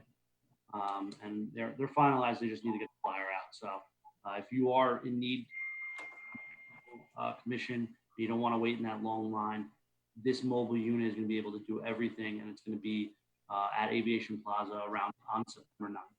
So thank you, Council President. Thank you. Councilman Blaine. Thank you, Council President. I'm going to be brief. As chairman of Parks and Recreation, I just want to say we heard earlier about the skate park being on the table for 2 years. Well, I'm a freshman councilman, so it wasn't on my plate for 2 years, but however, it has come across and we presented to council for council consensus, and the consensus are that we're going to take it down and use it as scrap, because at this point, the material is kind of archaic and they don't use that type of material anymore. And at a better time, maybe the city will revisit and build a new one. I'm happy to say that our director, Ralph Dunham, has done an excellent job with his virtual meetings. He's continued virtual camps in August. He's also taking the initiative, looking into virtual posting for our seniors, which is very important because in these COVID times, our seniors get hit hard the most because they don't have the resources to get out and interact in society as most of us do. So I'm happy to announce that he's looking into that type of program. Over the hurricane, gotten out and walked on both sides of the 8th Ward, and I'm happy to say that we live in a wonderful community where it's a family environment. I've saw neighbors come out and lend power lines to neighbors, help neighbors, remove debris, cut trees. DPW out there as I was out and about, immediately picking up trees out of the street and off the sidewalk. So I want to give kudos to them. I just want to take a moment to say that the 8th Ward will be participating in the yard sale along with the other wards. I just have to coordinate a date for that. And just to let my 8th Warders know that we will be participating in the yard sale. So if you have any interest, before we get up with the date. And we will be posting that date soon, but give me a call, 908-612-8995. The best way to reach me is to text me because I work a full-time job that's very demanding. So, but if you text me, I'll get back to you. Other thing I just wanted to point out, there's a lot of debris, and I know we all are anxious to get our front of our houses clean and get the trees removed from around our property. But keep in mind, this was a hurricane season. The 8th ward was hit just like the rest of the city. There are people that went days without power. So if you're just experiencing some branches or what have you on your front lawn, hey, just be patient, bear with us. DPW is doing one heck of a job. They're trying to get around to everyone. Again, I can't reiterate it even more. I even reached out to DPW about the street sweeper. I'm not going to even talk about the past of the street sweeper. Maybe not in question how often they come to the 8th ward, but I've been promised that they are coming on Friday. So therefore, I'm asking everyone that has debris out, please take it out of the street because the street sweeper cannot pick up branches, and those branches will only get stuck in the street sweeper. And that will just shut us down even more. So please move your branches off the street, move them onto your property so the street sweeper can do their job. Again, move your cars so we can have an area so that the street sweeper can get through. I can't say enough that I was happy to be there with the community, again, on both sides of the 8th wards, as we talked about improvement of our ward. We've gotten signs back that were knocked down. We've gotten trees removed that were knocked down. We got a chance to interact with some of the seniors, as well as some of the young folks out there. And I'm proud to be the councilman of the 8th ward and be of your service. Again, anything you need, reach out to me, 908-612-8995. The best way to contact me is text me because I do work a demanding job. But if you text me, I'll get back to you as soon as I'm available. Thank you. Thank you, Councilman Blaine. Councilwoman Hickey. Good evening, everybody. Thank you, Council President. First and foremost, like everyone else has already said, DPW, we had a pretty hard time here in the 10th ward during this storm. It was very unfortunate. Many trees fell down. DPW, and I did have a specific tree crew that was in the 10th ward, and I truly have to commend them. Bob Squalia, Bobby Zach, and they had about 3 or 4 other guys, and they were just outstanding. From the time the storm started till days afterwards, I've never seen some of our workers work so hard. I want to thank Councilman Medina, who isn't here tonight. We made sure we fed them good that day. I was told from John Venditto, don't give them too much. They might not finish your trees. But when it comes down to it, we really have a good team among who the residents totally appreciated them. And it was nice to see all the residents getting to know their neighbors during such an unfortunate situation. But, people were, gathering together, helping each other cut down trees. And it was great. And fortunately, I got to see a lot of residents that I haven't seen in quite some time. I know other concerns have already been mentioned already and addressed regarding street sweeping. The tree branches, please put on your front lawns because I know you've been complaining about the street sweeper as well. I know DPW is doing the best they can, and I have to thank you for your patience. I know many of you are like lawn freaks and it's perfectly green, but they are coming. We had a lot of damage, and we have to remember that we're not only the only ward in need. I probably had about 20 phone calls in the past 2 days just on when are they picking up tree branches. And the funny thing is that everybody always thinks Sunnyside is the first to get taken care of. We get rid of the major stuff, but that's major in any ward. But we have to have patience, and I'm assured it will be taken care of. Armando and I will be discussing soon once we check the schedule for trash days, up our annual garage sale. Hopefully I'll have a resolution on that for next month. Buildings and grounds, as was discussed already about the skate park. I want to let the residents know that last night we were spending over $65,000 to take this down and to store it somewhere. And I spoke to a couple professionals today. Our equipment is obsolete and we can actually get a few bucks for scrap metal. We're going to save on the fence that we're paying every month for. So we had saved a lot of money from last night to tonight. So I want to thank everyone for supporting that decision. And hopefully down the road, we'll have a new concrete skate park when the budget gets a little bit better for our residents and our teenagers and kids to hang out in.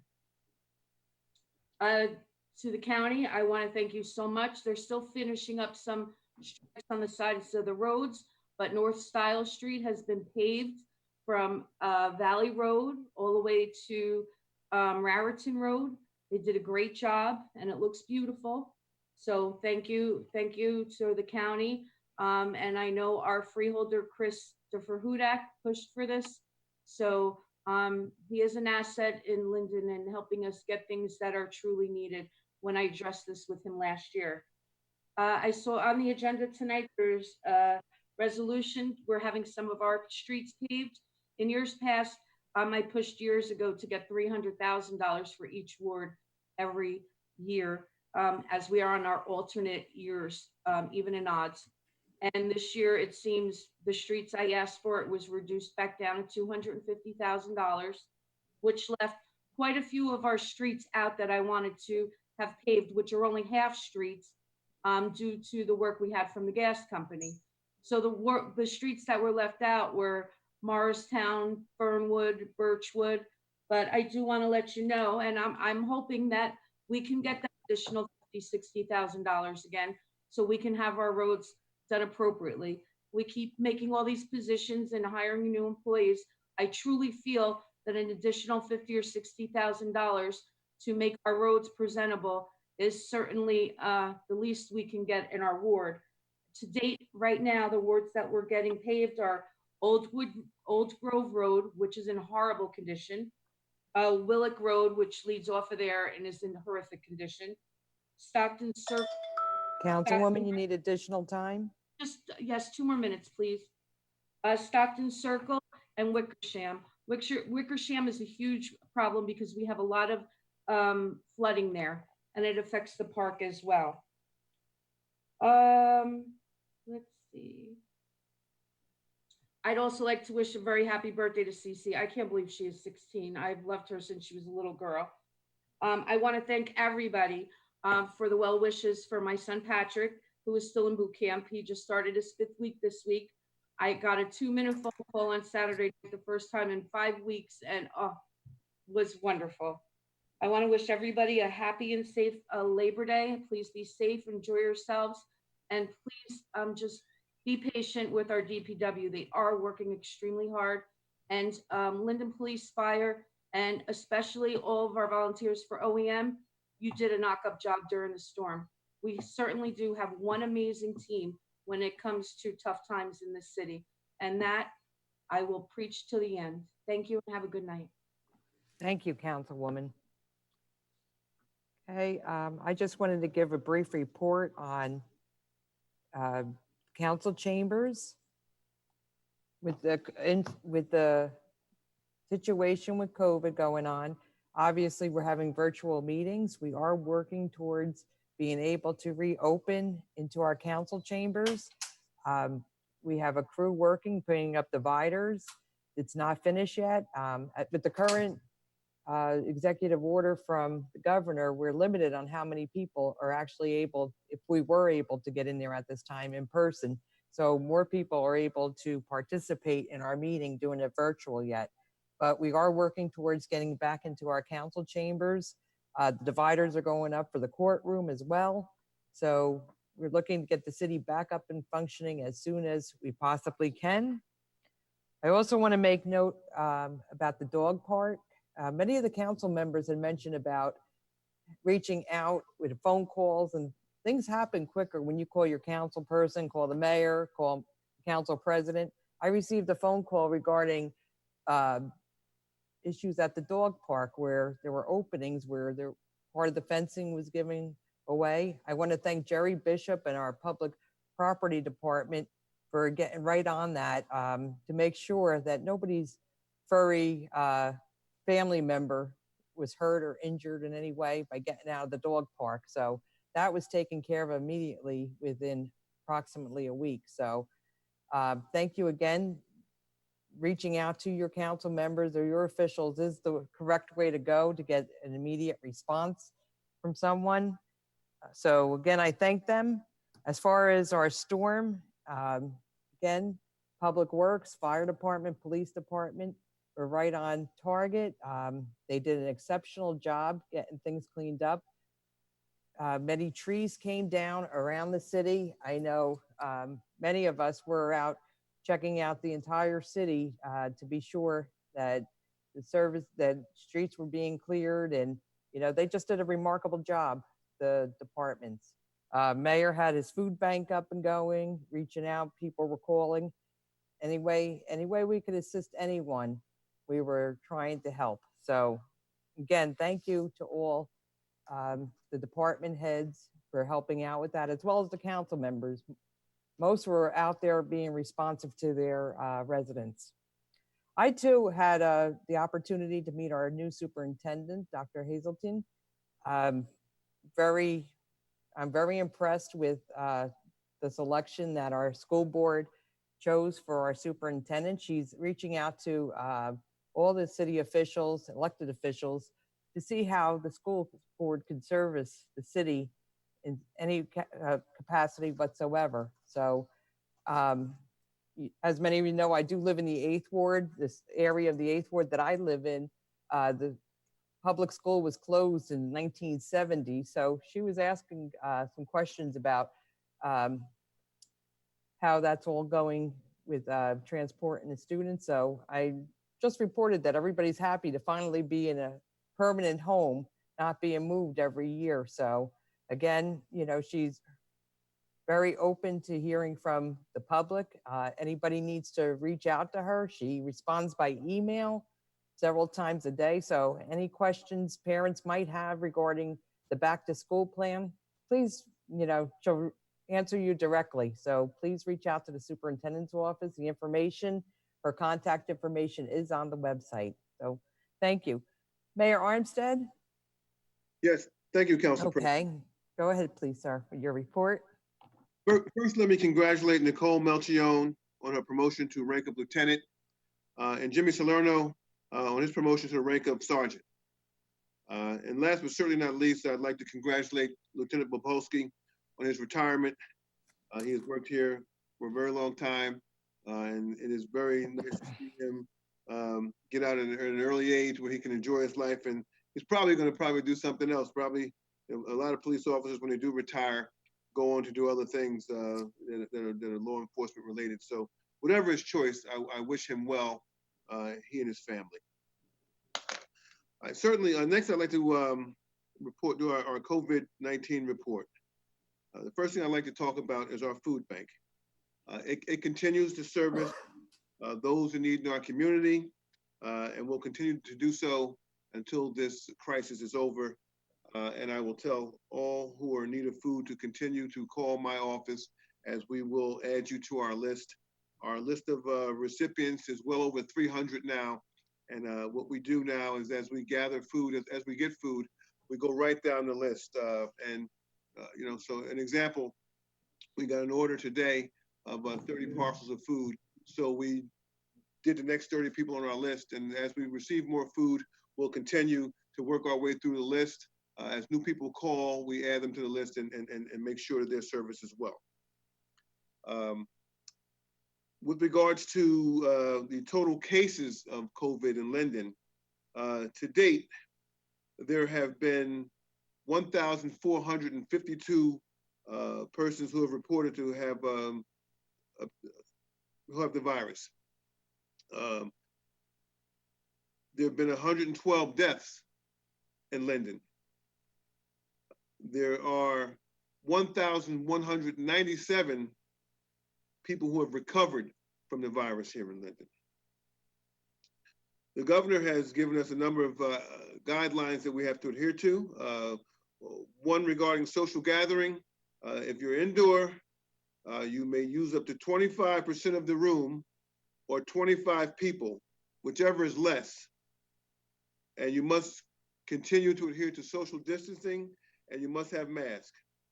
Outside, you're allowed to have up to 500, but social distancing must be in place and you must use masks as well. Next, I'm going to report on the school.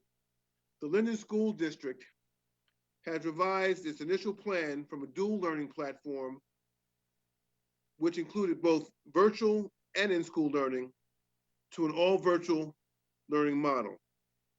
The district will reassess its position at the end of each month with the hope of going back to school as usual. For more information, you can go to the Linden Board of Education website, or you can call the Board of Education at 908-486-2800. I'm going to speak a little bit about a rail freight grant. I've directed our engineering and finance department to explore applying for a transportation alternative set-aside grant. This grant provides federal funds for community-based, non-traditional surface transportation, such as an off-the-road trail facilities for pedestrians and bicyclists. Such a grant could be utilized along our B&O railroad tracks in the 4th, 5th, and 8th wards, and would be a tremendous addition to our redevelopment plans in that particular area.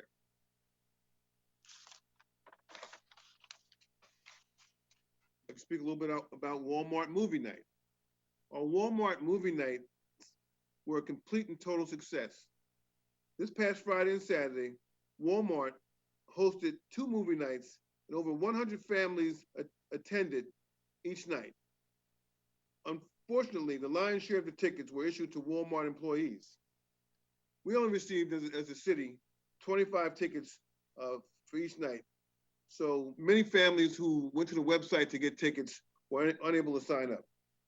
Therefore, as a result of this, my office and the Mayor's Youth Commission will be hosting our own family movie night at the Linden Municipal Airport. You recall we had a very successful post-graduation ceremony for our Linden High School graduates. And it was sponsored by my office. And we're capable of accommodating a significantly more amount of cars than the Walmart theater event. Next, I'd like to talk about the redevelopment on Wood Avenue and West Elizabeth Avenue. We're close to finalizing the redevelopment agreement for the apartments at Linden Station. This is more commonly known as the Clark property redevelopment. I'm confident that by next month, we'll have an agreement in hand and we'll be able to vote on it in the September's council meeting. I'm going to go to a little bit of engineering things that happened this month. There was an emergency sanitary sewer work performed today at the intersection of Southwood Avenue and Munsell Avenue. This work was based on information received from Public Works. There was an imminent need for emergency sanitary sewer main repair work at that intersection of Southwood Avenue and Munsell Avenue. The 15-inch diameter clay pipe, which services a portion of the 6th and 3rd wards, had been severely blocked, causing significant backups to the point where one resident on East Morris Avenue had been forced to relocate to a local hotel and has filed a tort claim against the city.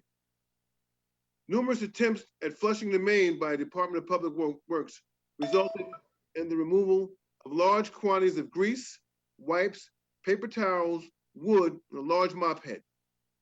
However, it was determined that the collapse of the lateral into the main was also the cause of the problem. On Friday, August 14th, Nick Pantina, to his credit, accepted quotes from 4 vendors. Montana Construction submitted the most favorable quote at $66,999. Monies were utilized from a sanitary and storm sewer repair account. Earlier today, the repair had been made.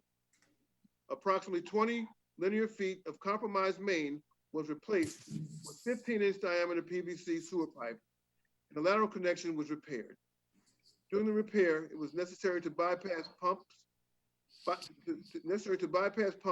A distant lateral connection was repaired. I'm sorry, during the repair, it was necessary to bypass pump a distance of 270 feet to maintain sanitary sewer service to the upstream residents. Final asphalt restoration of the roadway will be completed tomorrow. Mayor, you need additional time? Absolutely. Next, there's been a lot of talk earlier at our council caucus meeting about the renewable energy project that is going to be located at 4900 Trimley Point Road. The site plan submission of land associated with this application will be heard by the Linden Planning Board on Tuesday, September 8th, 2020. The property in question has a combined area of 31 acres. The applicant is proposing to build a renewable energy anaerobic digester plant that will take food waste and convert it to renewable natural gas, that's RNG, solid waste and water. The food waste, solid waste byproduct, which will be like a Miracle Grow or peat moss type product, will be trucked in and out along city designated truck routes. The product will be piped in, the gas product, the RNG, will be piped out PSE&G. The traffic impact statement prepared for the site indicates a minimum of 74 tanker trucks entering and exiting the site within a 24-hour period.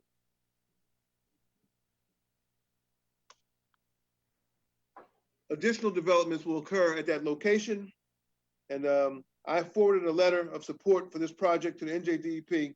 And as mentioned earlier by Councilman Strano, we have a rail grant in that area, and that rail grant will help service this particular development so that in the end, we will be reducing the amount of trucks going into that area. So, and also there's going to be a bulkhead that has to be placed down there. And at some point, the bulkhead is completed, there will be a ability to bring in this food waste via barge. So the idea here is to try to reduce the trucking on Wood Avenue and the trucking in that particular area, and I think we'll be successful at that. The next thing I want to, and I know someone reported on it earlier, due to tropical storm, the tree request deadline has been extended to Friday, August 28th.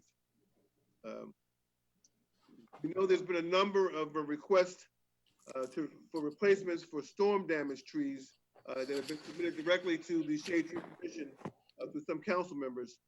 But you have to realize that some of these requests may have to be on hold because there's stumps there and there's sidewalk damage. So we may not be able to get to those particular trees at this time. Moving right along. I understand that some of your residents are concerned about the branches and limbs and when they'll be picked up. We're asking for your continued patience because Storm Isaias adversely affected our entire city. Our Department of Public Works have been very busy around the clock working along with PSE&G with limited manpower due to the COVID-19 pandemic. Over 13,800 people lost power here in Linden, more than Hurricane Sandy. Phase 1 of the cleanup was taking care of the trees that affected the power lines so the power could be restored to our residents and businesses. Phase 2 was to remove additional trees that are no longer stable to avoid any potential injuries to citizens, homes, and vehicles. Phase 3 will be to continue cleanup of branches and limbs that will continue to be picked up during the grass clipping days. We've also directed our public works to pick them up as they see them. Example, in the 4th Ward, there's going to be a trash day tomorrow. So we've directed DPW to treat the limbs and the debris as if it were trash and to remove all of the debris in that ward. We're asking for your patience and understanding. Our DPW men and women are working hard and just need time to get the job done. So thank you. I'd also like to talk about this particular storm, because it seems like it's deja vu all over again. Every time we have a storm, we experience these outages. Now, we have no control over the storms, but I do feel that at some point, some municipality is going to have to address how the electric companies provide service into our communities. And I don't think that Linden should, I think that Linden should be that, the one who spearheads the effort. And I'm talking about having PSE&G start putting some of their cabling underground. This is I know it's a tremendous a project, but I believe that at some point or another, this should be the direction that the electric company should go in. How we accomplish this, I'm not sure, but I do think that as a governing body, we should begin looking at how we can convince PSE&G to undergo such an endeavor. So I'd like to also talk about the skate park. Now I know we all agreed that we're going to dismantle it and sell it for scrap. That's a cost-effective approach to the problem. I would, however, like us to see at some date further down the road for us to have a more modern or more up-to-date skate park placed down in the Memorial Park as we originally intended. Okay, and last but certainly not least, to say that we live in unprecedented times may be the understatement of the year. And Linden is certainly not immune from windstorms, tropical storms, or the ongoing global health pandemic. As residents, you deserve to know what we do for you to make living here in Linden the best experience possible. I want you to be well informed about everything city related, from health, pandemic updates, to changes in garbage and recycling schedules, to how we respond to storms.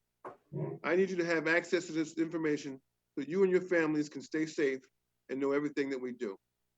I want you to know that my staff is constantly working on ways to keep you better informed. And we will always continue to strive to keep you better informed. That concludes my report. Thank you, Mr. Thank you, Mayor. All right, we're going to move on to resolutions. This evening, we have resolutions numbered 2020-249 through 2020-276.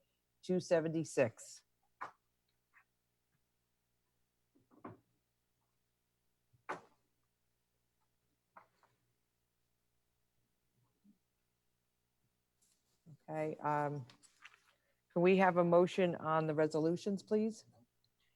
Council President. And we need a I'd motion to amend. Yes. Councilwoman. Yes, Council President, I'd like to remove resolution 2020-263 pertaining to local 469 blue collar workers. And the second. Councilwoman, you're just asking to amend that little portion on there regarding amend just that portion. The rest of the MOUs stay in place, correct? Yes. Okay. You Request made a second. motion. Okay. Second. Thank you. On the amendment. I'd like to request a report. Councilwoman, Mr. Bodek is going to do a roll call on the amendment. No problem. Mrs. Ormond, Yes. JAVICK, Yes. Baldwin, Yes. Mohammed, Yes. Cosby,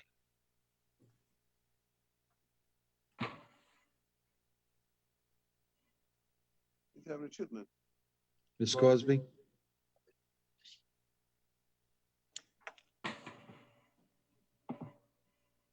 Ms. Cosby, are you voting on the amendment? I don't know if she's still here. She's on mute. She doesn't realize she's on Talking to somebody. Ms. Cosby, you're muted. We can't hear your response to the roll call.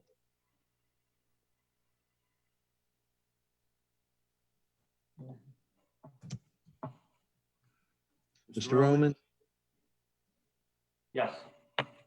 Strano, Yes. Lane,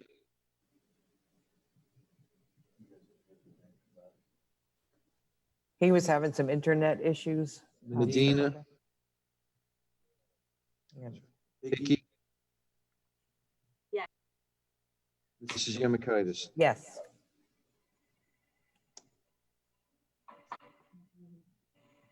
Councilwoman Hickey, could we have a motion on the other resolutions, please? Yes. I'd like to make a motion to approve and move resolution 2020-249 through 2020-276 and request a second. Second. Okay, we have for discussion, Councilman Roman, I see your hand up. Thank you. 260, resolution accepting resignation of Suzanne Misquith.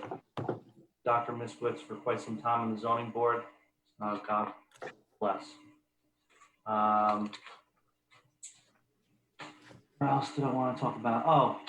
Resolution approving Union County infrastructure grant. It was $100,000. We earned $97,500 that we got from freeholders to repave East Linden Avenue in the 6th Ward. The total amount of the project is going to be $226,000. I was wondering if Mr. Pantina or Mr. Roback, is Mr. Pantina still here? Hey Nick, is this the only amount of paving going on in the 6th Ward? I was under the impression that I was also going to have West Munsell, the remainder of West Munsell paved. I just want to confirm that we're supposed to get $300,000 a year.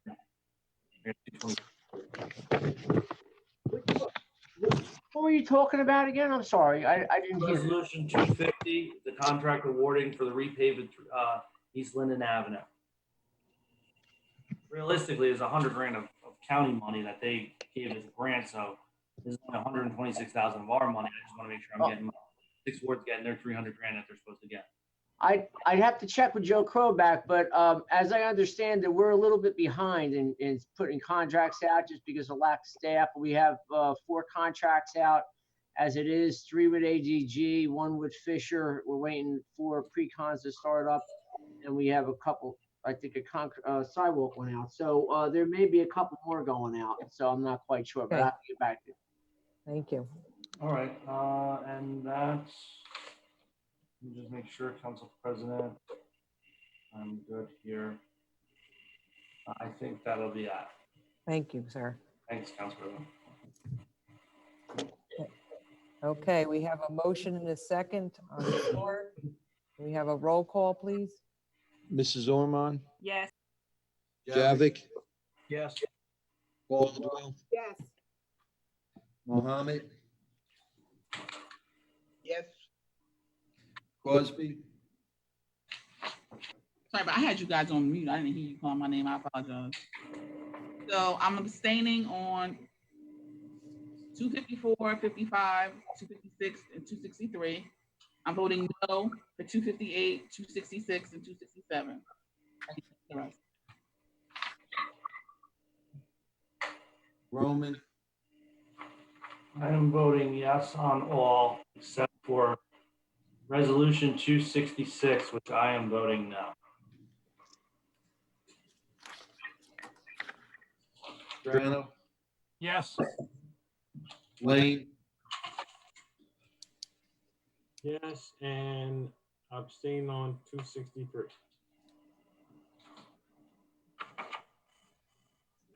Hickey, Yes. Mrs. Yemakaitis, Yes. 263, I will abstain on.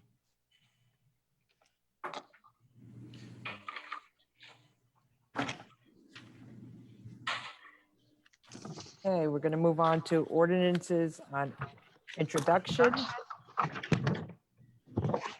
Okay, we're going to start with ordinance 6443.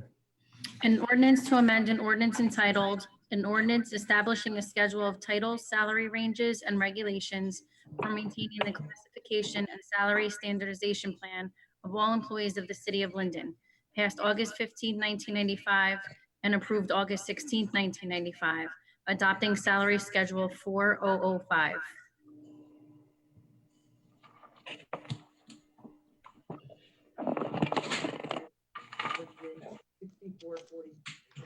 Can we have a motion to introduce ordinance 6443, please? Yes, Council President, I'd like to move ordinance number 6443 for request a second. Second, Mrs. Ormond, yes. JAVIK, Yes. Caldwell, Yes. Mohammed, Yes. Cosby, No. Roman, Yes. Strano, Yes. Blaine, Yes. Mrs. Yamakaitis. Yes. Ordinance 6444. An ordinance providing funding for a rail freight project for the city of Linden and appropriating $2,558,270 for such purpose. Okay, can we have a motion on resolution 6444, please? Council President, I'd like to make a motion to introduce 6444 and ask for a second, please. Second. Mrs. Ormond, Yes. JAVIK, Yes. Caldwell, Yes. Mohammed, Mr. Mohammed, Yes. Cosby, Yes. Roman, Yes. Strano, Yes. Blaine, Yes. Hickey, Yes. Mrs. Yamakaitis. Yes. Ordinance 65, please. An ordinance authorizing the sale of a portion of Lot 13, Block 580, known as 1601 West Edgar Road on the current tax atlas of the city of Linden and not needed for public use to the New Jersey Department of Transportation in the amount of $15,000 for intersection improvements at Route 1 and 9 and Avenue C. Okay, can we have a motion for introduction of ordinance 6445, please? Council President, I'd like to make a motion to introduce ordinance 6445 and ask for a second, please. Second. Mrs. Ormond, Yes. JAVIK, Yes. Caldwell, Yes. Mohammed, Yes. Cosby, Yes. Roman, Yes. Strano, Yes. Blaine, Yes. Hickey, Yes. Mrs. Yamakaitis. Yes.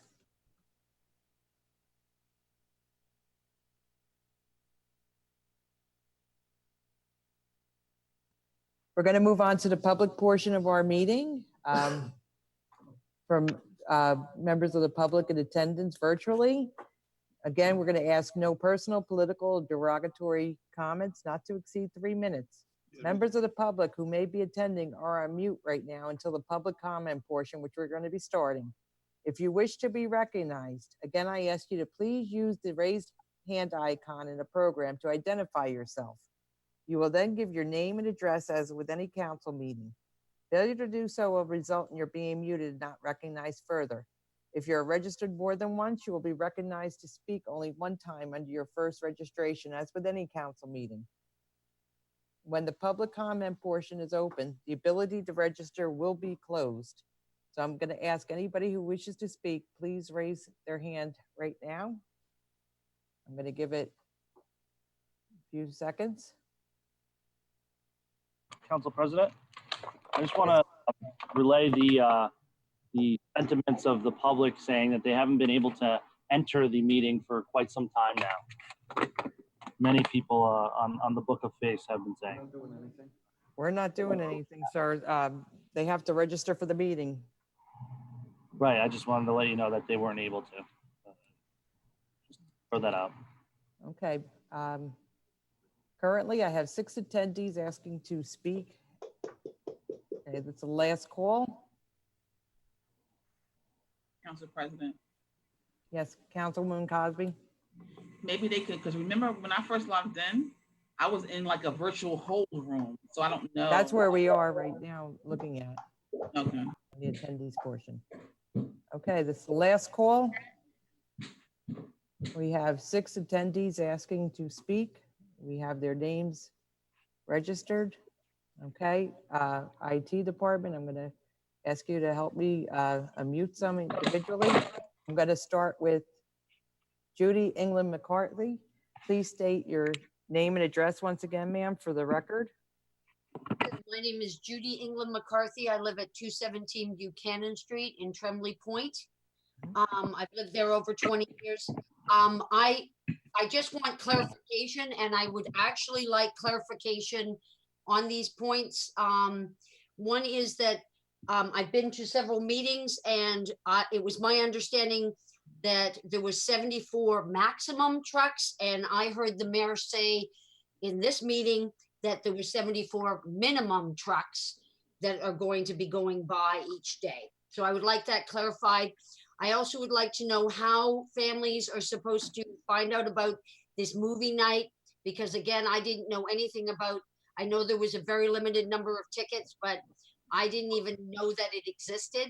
And I think that it should be equally fair to all Linden residents. And, you know, we live down by the Linden Airport, and I'd hate to not let my area know about it. The fourth or third point is that I find it amazing that everyone here this evening said how wonderful the Department of Public Works is and how much we depend on them. And yet, you know, I heard the comment that there's not enough sweepers and there's, you know, not enough people to man them.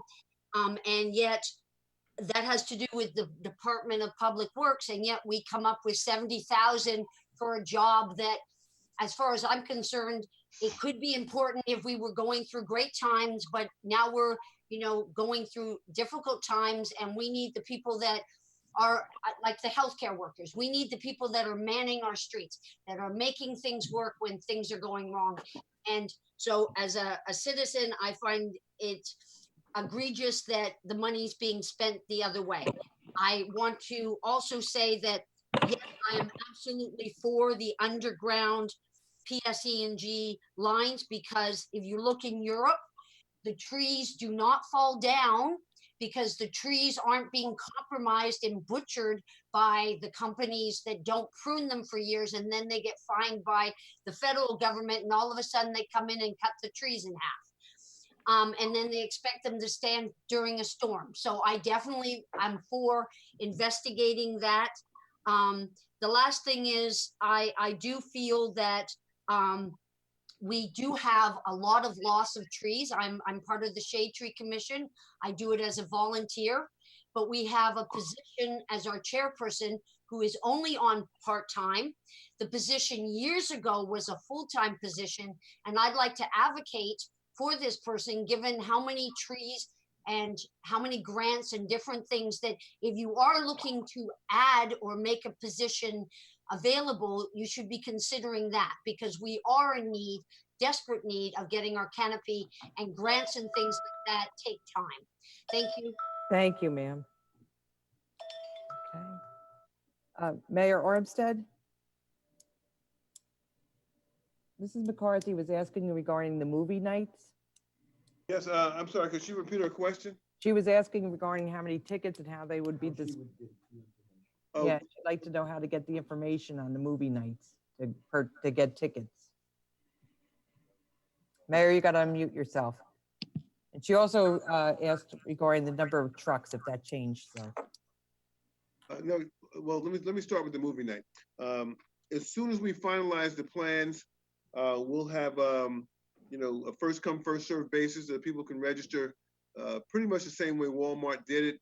The difference is that this will be open to all Linden residents. The Walmart advertisement was, unfortunately, their employees were able to get the lion's share of the tickets. They only gave us 25 tickets per evening. So by time people started sold out.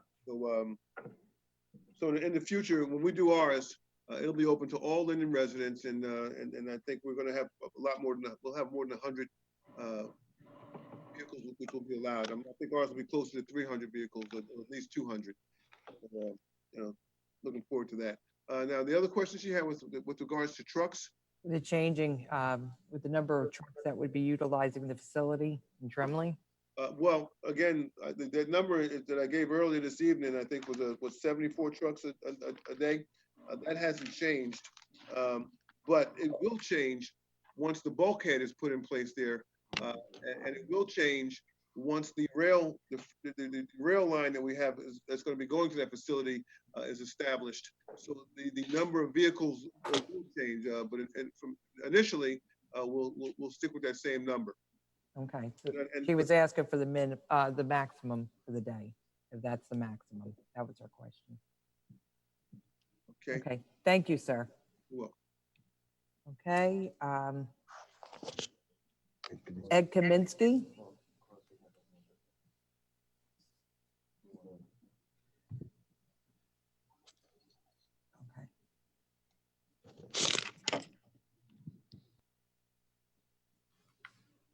Hello, can you hear me? Yes, I can. Please state your name and address for the record, sir. Thank you, Council President Ed Kaminsky, Maple Avenue. Before you start my time, I just want to go back to one of the resolutions. There may be a mistake there. I believe it was 272 that referenced $3 million, it looks like, for maintenance of tax maps. Is that correct? That seems awfully high. That just kind of jumped out at me. So you may want to correct that or clarify that. 272. $3,000. There's an extra zero. Yes. Okay. Okay. All right. That's Thank you, sir.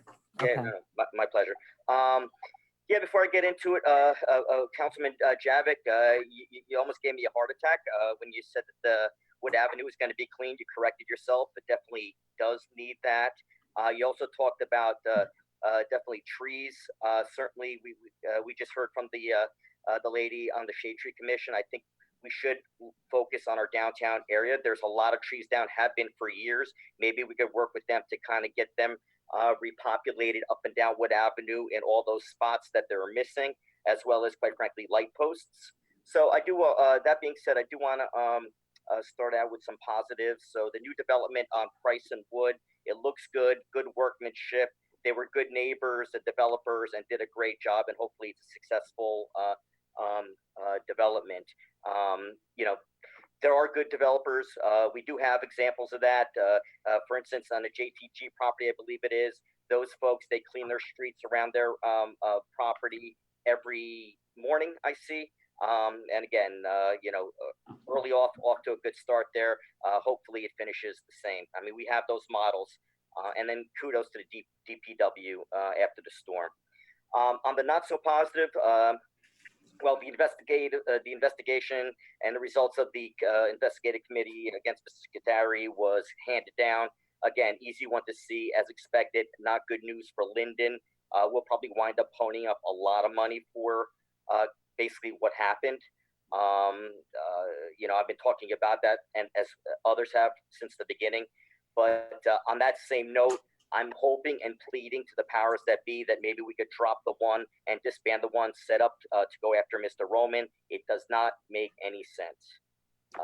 Now moving on, I, as many, have been concerned about crime in town. Just in the last weeks, we have had multiple murders, carjackings, shootings, severe assaults, increased graffiti on storefronts on Wood Avenue, folks taking over storefronts and sleeping in them, and the Raymer and the Bower Promenade along with the train station becoming camps of crime and homelessness. I myself witnessed a group of folks trying to blow up a dump truck right on the corner of Wood and Price. And many of these things have happened in broad daylight. Kudos to the LPD; they were on that scene very quickly. But again, it's scary. There is one real main job of the governing body when you really drill down, aside from the normal business formalities we just went through, and that's to keep us safe. I don't know how our officers feel, but it's clear we need them more than ever in this day and age. In this vein, I would love to hear each one of you say and support our police. We can't leave any ambiguity, especially from our elected officials, especially when I heard an officer was even spit on just the other day as he came out of City Hall. I don't know if we'll ever get there with crime with this body. I mean, as mentioned, we can't even, at this point, in my opinion, do the basic blocking and tackling. That's causing a lot of folks, unfortunately, to leave the town. And not just folks, but what I would consider the fabric of Linden. So families that have been here, you know, over half a century, 3/4 of a century. And again, we have to stop that bleeding. So thank you very much. Okay, thank you, sir. Okay, our next speaker is comments is PB. Please state your name and address for the record.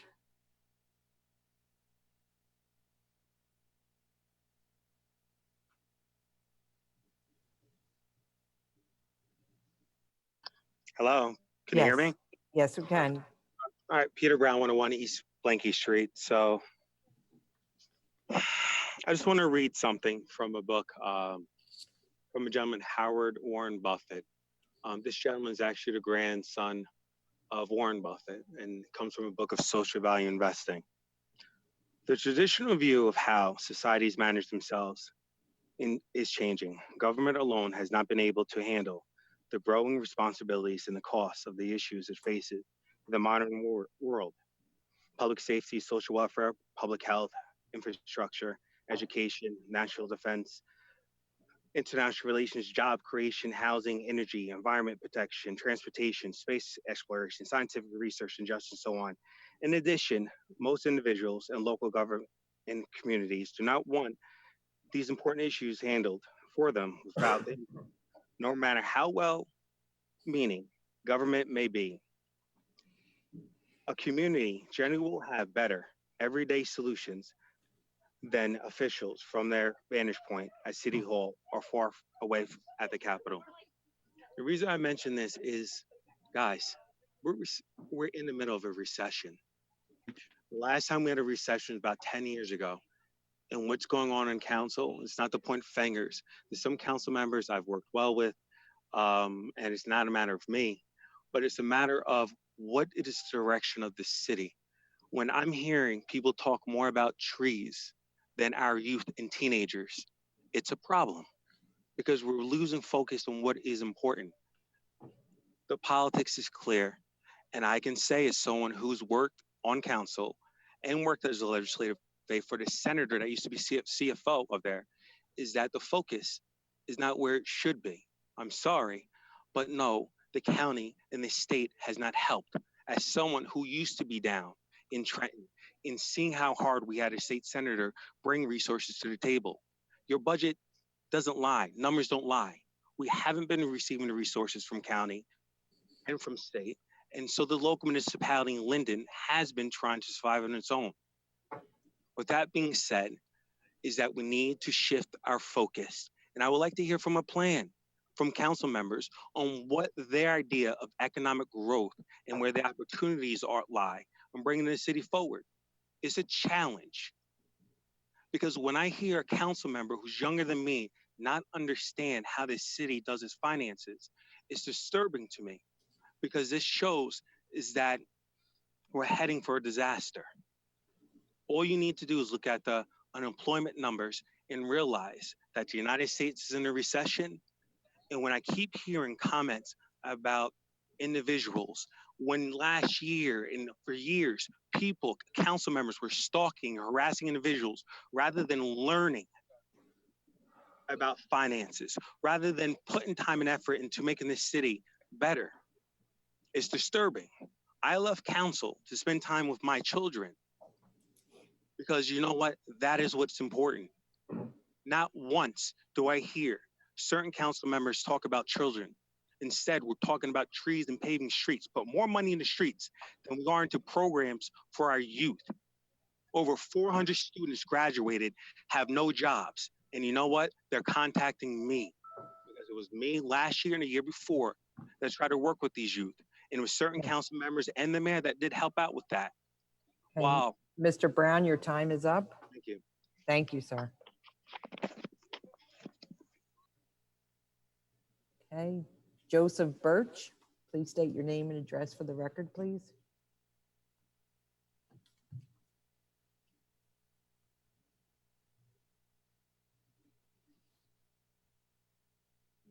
You have to mute yourself, sir. There you go.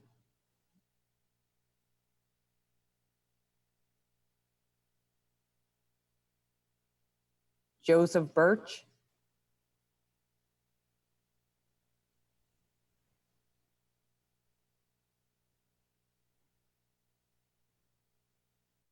Joseph Birch, your microphone's unmuted.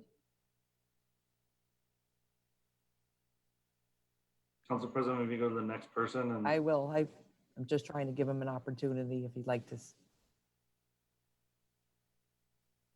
Okay. Galaxy 20 Ulta. Please state your name and address for the record. Hello, Yes. John Kaiser, 23 West Munsell Avenue. All right, First, I just want to point out that when did the public comments become a question and answer session? Since you guys started the virtual meetings, you've been letting people ask questions and you answer them. If I knew that, I would have them prepared. That doesn't happen in the live meetings. The skate park vote yesterday, I really don't care how it went, but it was a debacle. And again, it's because of these virtual meetings. Some of the council members didn't even know what they were voting on, okay? It was a yes or no question, and they said, oh, I'll do what the rest of the council does. And this is coming from a guy who only says yes. So that shows me that they were definitely confused. I just got a text from somebody that let me know that they have underground power lines and their power was out for 6 days, just FYI. Council President Yamakaitis keeps telling people, oh, only talk about what's being talked about. Listen, you silence the council. You only give them 2 minutes to talk on all the resolutions. You silence the citizens. It's becoming a communist government. We went from 5 minutes to 3 minutes. Now we can't even talk on the resolutions. So we're gonna sneak in a few things when we have to. I got to talk a little bit about the mayor last night and his chastising of Councilwoman Hickey. It was disgusting. He's talking about a Facebook post and how she's inflaming. It's hypocritical when the mayor's wife is constantly on Facebook posting under her name and also the mayor's name and inflaming herself. So I don't want to hear all that stuff. She's always telling people to email the mayor at mayorarmstead@gmail.com. I need an answer on this right now. The mayor's official email, government email, is drinden-nj.org. This is the only one he should be using for city business. So because the mayor armstead@gmail.com is not operable, okay? So that should be stopped immediately. Fourth Ward, listen, they're having a cleanup this weekend. Beautiful thing, prepared by a resident of the city. It's a tennis tournament and a ward cleanup, okay? The Fourth Ward councilman, no mention of the shootings in his ward, but he mentioned this cleanup as if he has something to do with it. Listen, if the resident was not doing this, there would be no cleanup. Fourth Ward residents, you guys are being bamboozled. You have a do-nothing councilman. It's going to be so difficult in the upcoming general election to oust a man that's on the line by an independent. But I'll tell you this, if Gerbunka can beat Gregorio, Mr. Kazar, we don't talk about, Given can beat Muhammad. Fourth Ward, stand up and do something. And I also suggest you don't call up drunk and talk on this line. If you need something, I got these cheeseburgers. Sober you up. Take care.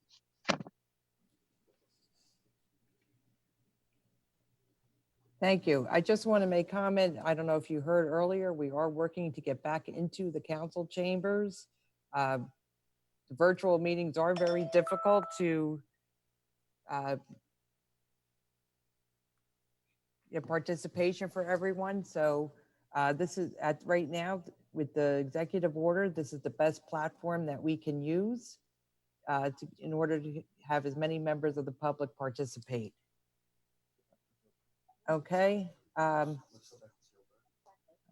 Joe Birch. Hi, Council President. Can you hear Hello. me? Yes, can you please state your name and address for the record?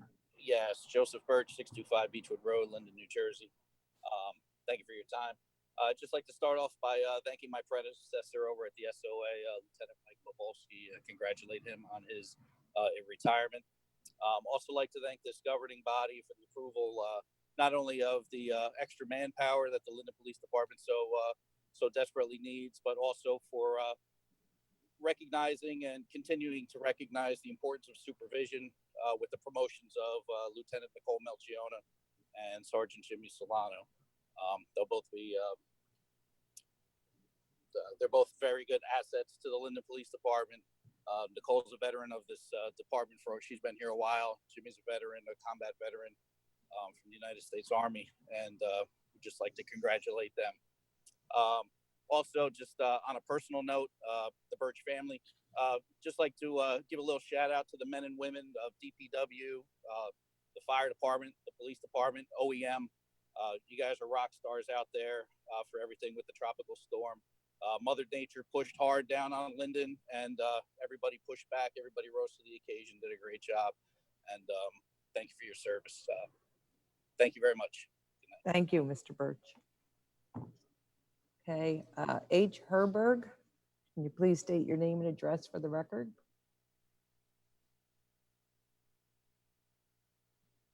You got to unmute your mic, sir.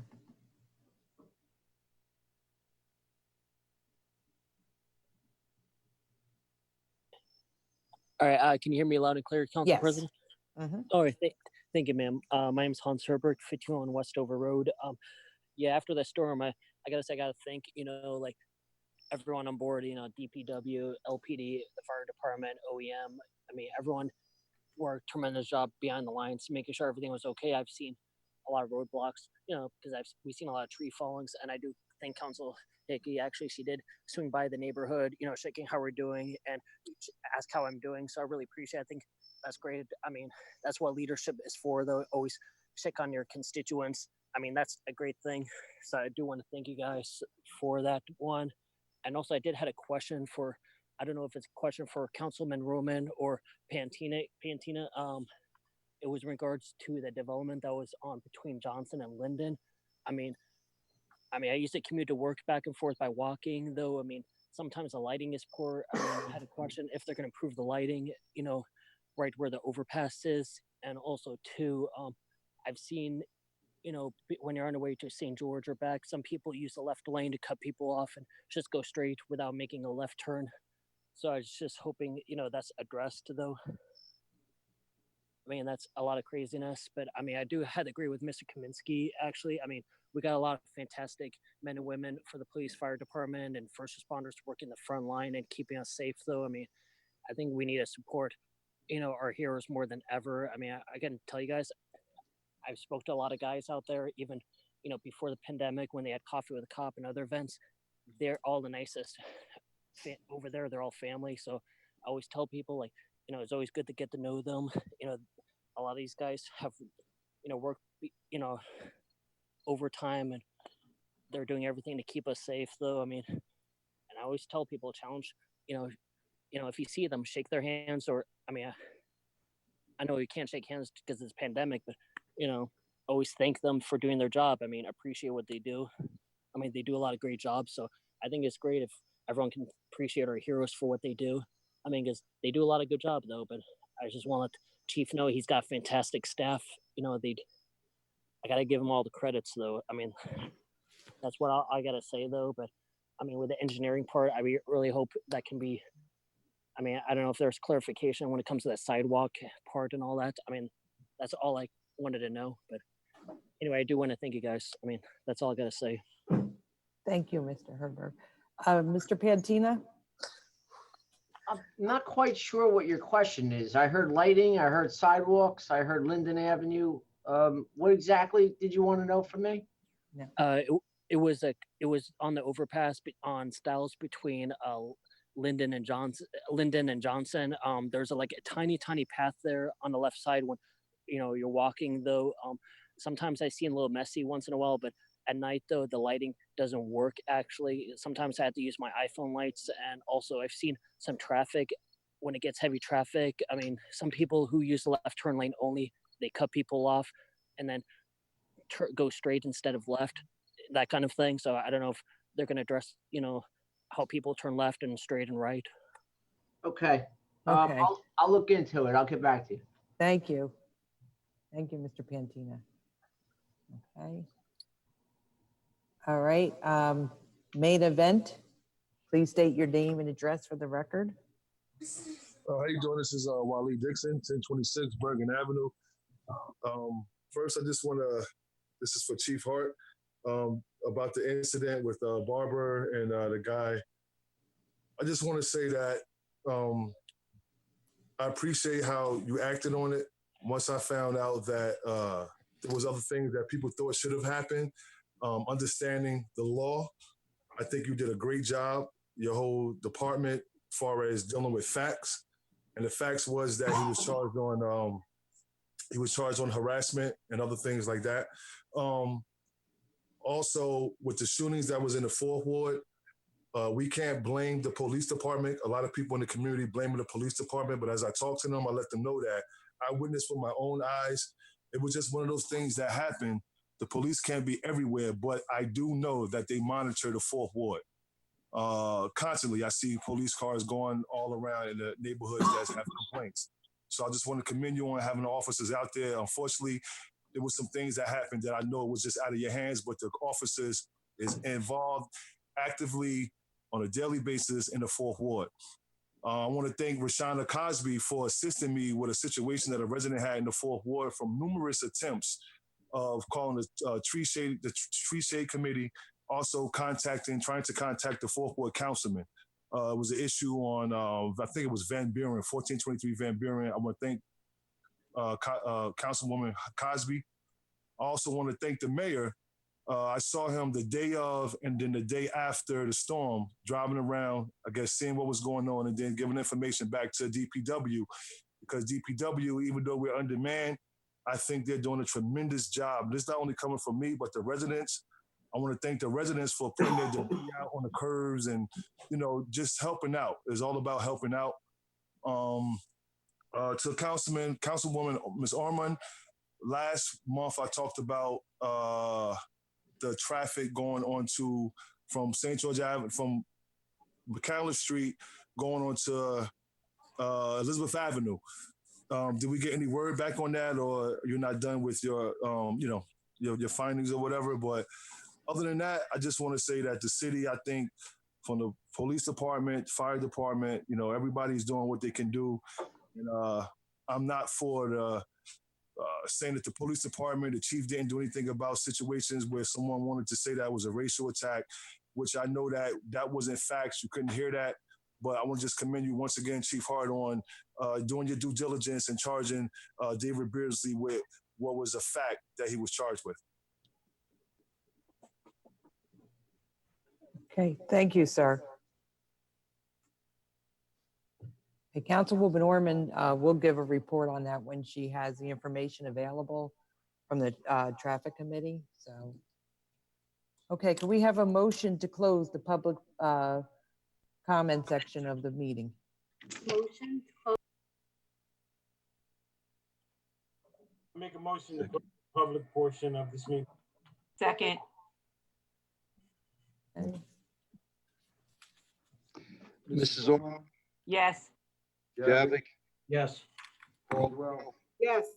Mohammed, Yes. Crosby, Yes. Roman, Yes. Strato, Yes. Wayne, Yes.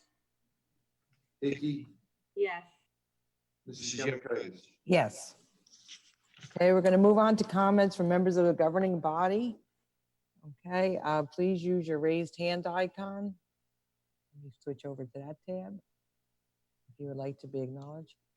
Okay, Councilwoman Cosby. Yes. I wanted you to just say, I only have like 1 minute. I want to just be clear. Everyone has said tonight, many people, and also last night, that they have a need or an interest in getting information. I've been saying this for years, and we used to only learn about information from the Facebook pages. Now, all of a sudden, Facebook is taboo because now Facebook is coming for certain individuals on city council. Ha ha. So my question and my request again is, I see you giggling, Mayor. How about you send, instead of posting on Facebook on 5 different pages, how about you send an official email to all of the council members, not just the Super 6? Because what happens is people call me and they ask me, well, what's this and that and the other thing? I have no idea. What I say is, you have to call the mayor's office because he hasn't given me any information. It sucks, but it's the fact, and it shouldn't be that way. We're all supposed to be here working for all of the residents of the city of Linden. Jen, Council President, you mentioned that our caucus room. Nobody's told us that. We had no idea about that. Well, at least I didn't. So again, when you have information, how come we just share it? It doesn't hurt to add 3 people to a list and everybody get the same information so we're all on the same page. Okay, Councilman Roman. Okay. Councilman Roman. Please unmute yourself.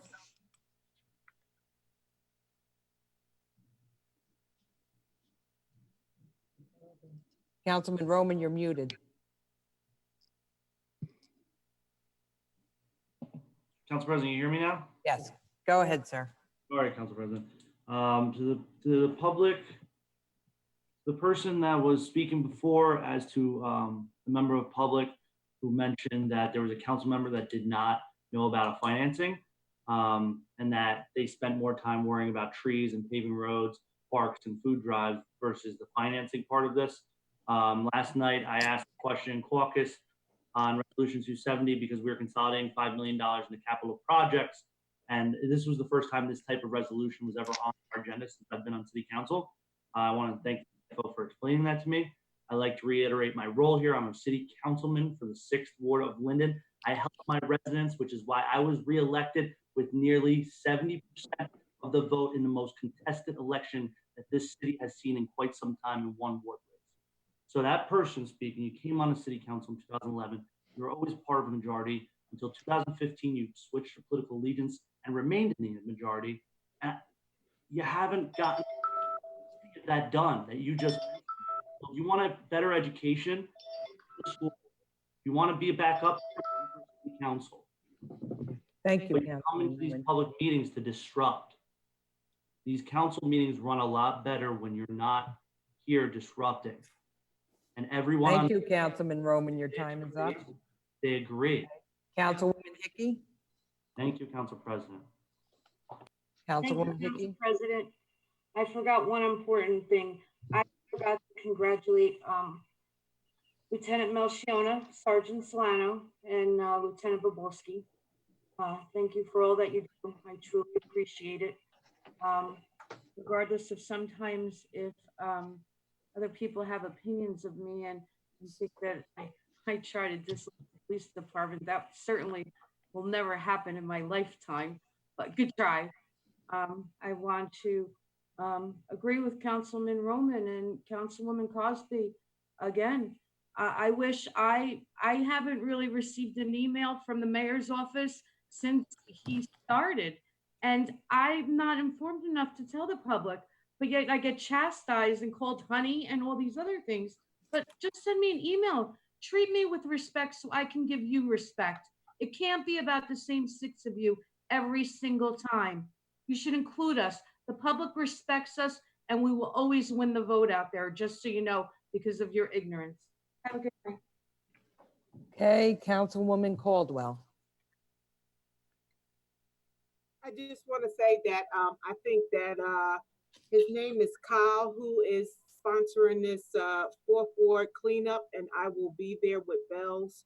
I was born and raised in 4th Ward Park. I've fallen off the swings in that park, and I will be there, and I hope some of my friends will be there to attend as well. And Mayor, I think it's a great idea that you're going to have a movie theater night at the airport.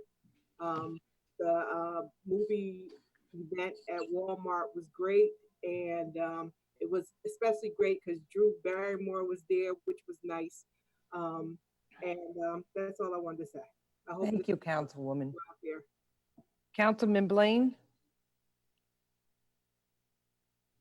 Yes, I too will be in the 4th Ward. I coach Kyle Phillips, who's sponsoring this cleanup in the 4th Ward. He was always a great kid, great athlete, a great scholar. And he's grown into a fine young man, and I'm proud to be, I was proud to be his coach for 11 years, and I'm just proud to be associated with him because he's a product of Linden, and we all should be proud of it. Secondly, I hear a lot about emails going to a special few. I guess I'm not included because I don't see these so-called phantom emails that, you know, some people are getting informed about certain things happening. I don't see them, I don't get them. So I don't know what they're referring to, and I'm going to leave it at that. But I hope everybody come out and support a young man of the city of Linden. Let's be encourage all our young people to be active in our community. Thank you, Councilman. Okay, Mayor Armstead, before I get to you, I just want to, I'm glad you brought that up, Councilman Blaine. The council members are being informed. I, for one, especially during COVID, have been texting members of council, letting them know when there's something coming out from the mayor's office, if there needs to be, if there's a post on Facebook. Just as, for instance, during this storm, I reached out to Councilwoman Hickey and Councilman Medina to let them know that the city was bringing in the private tree service to assist with public work. So there's a lot of misinformation being given out here this evening.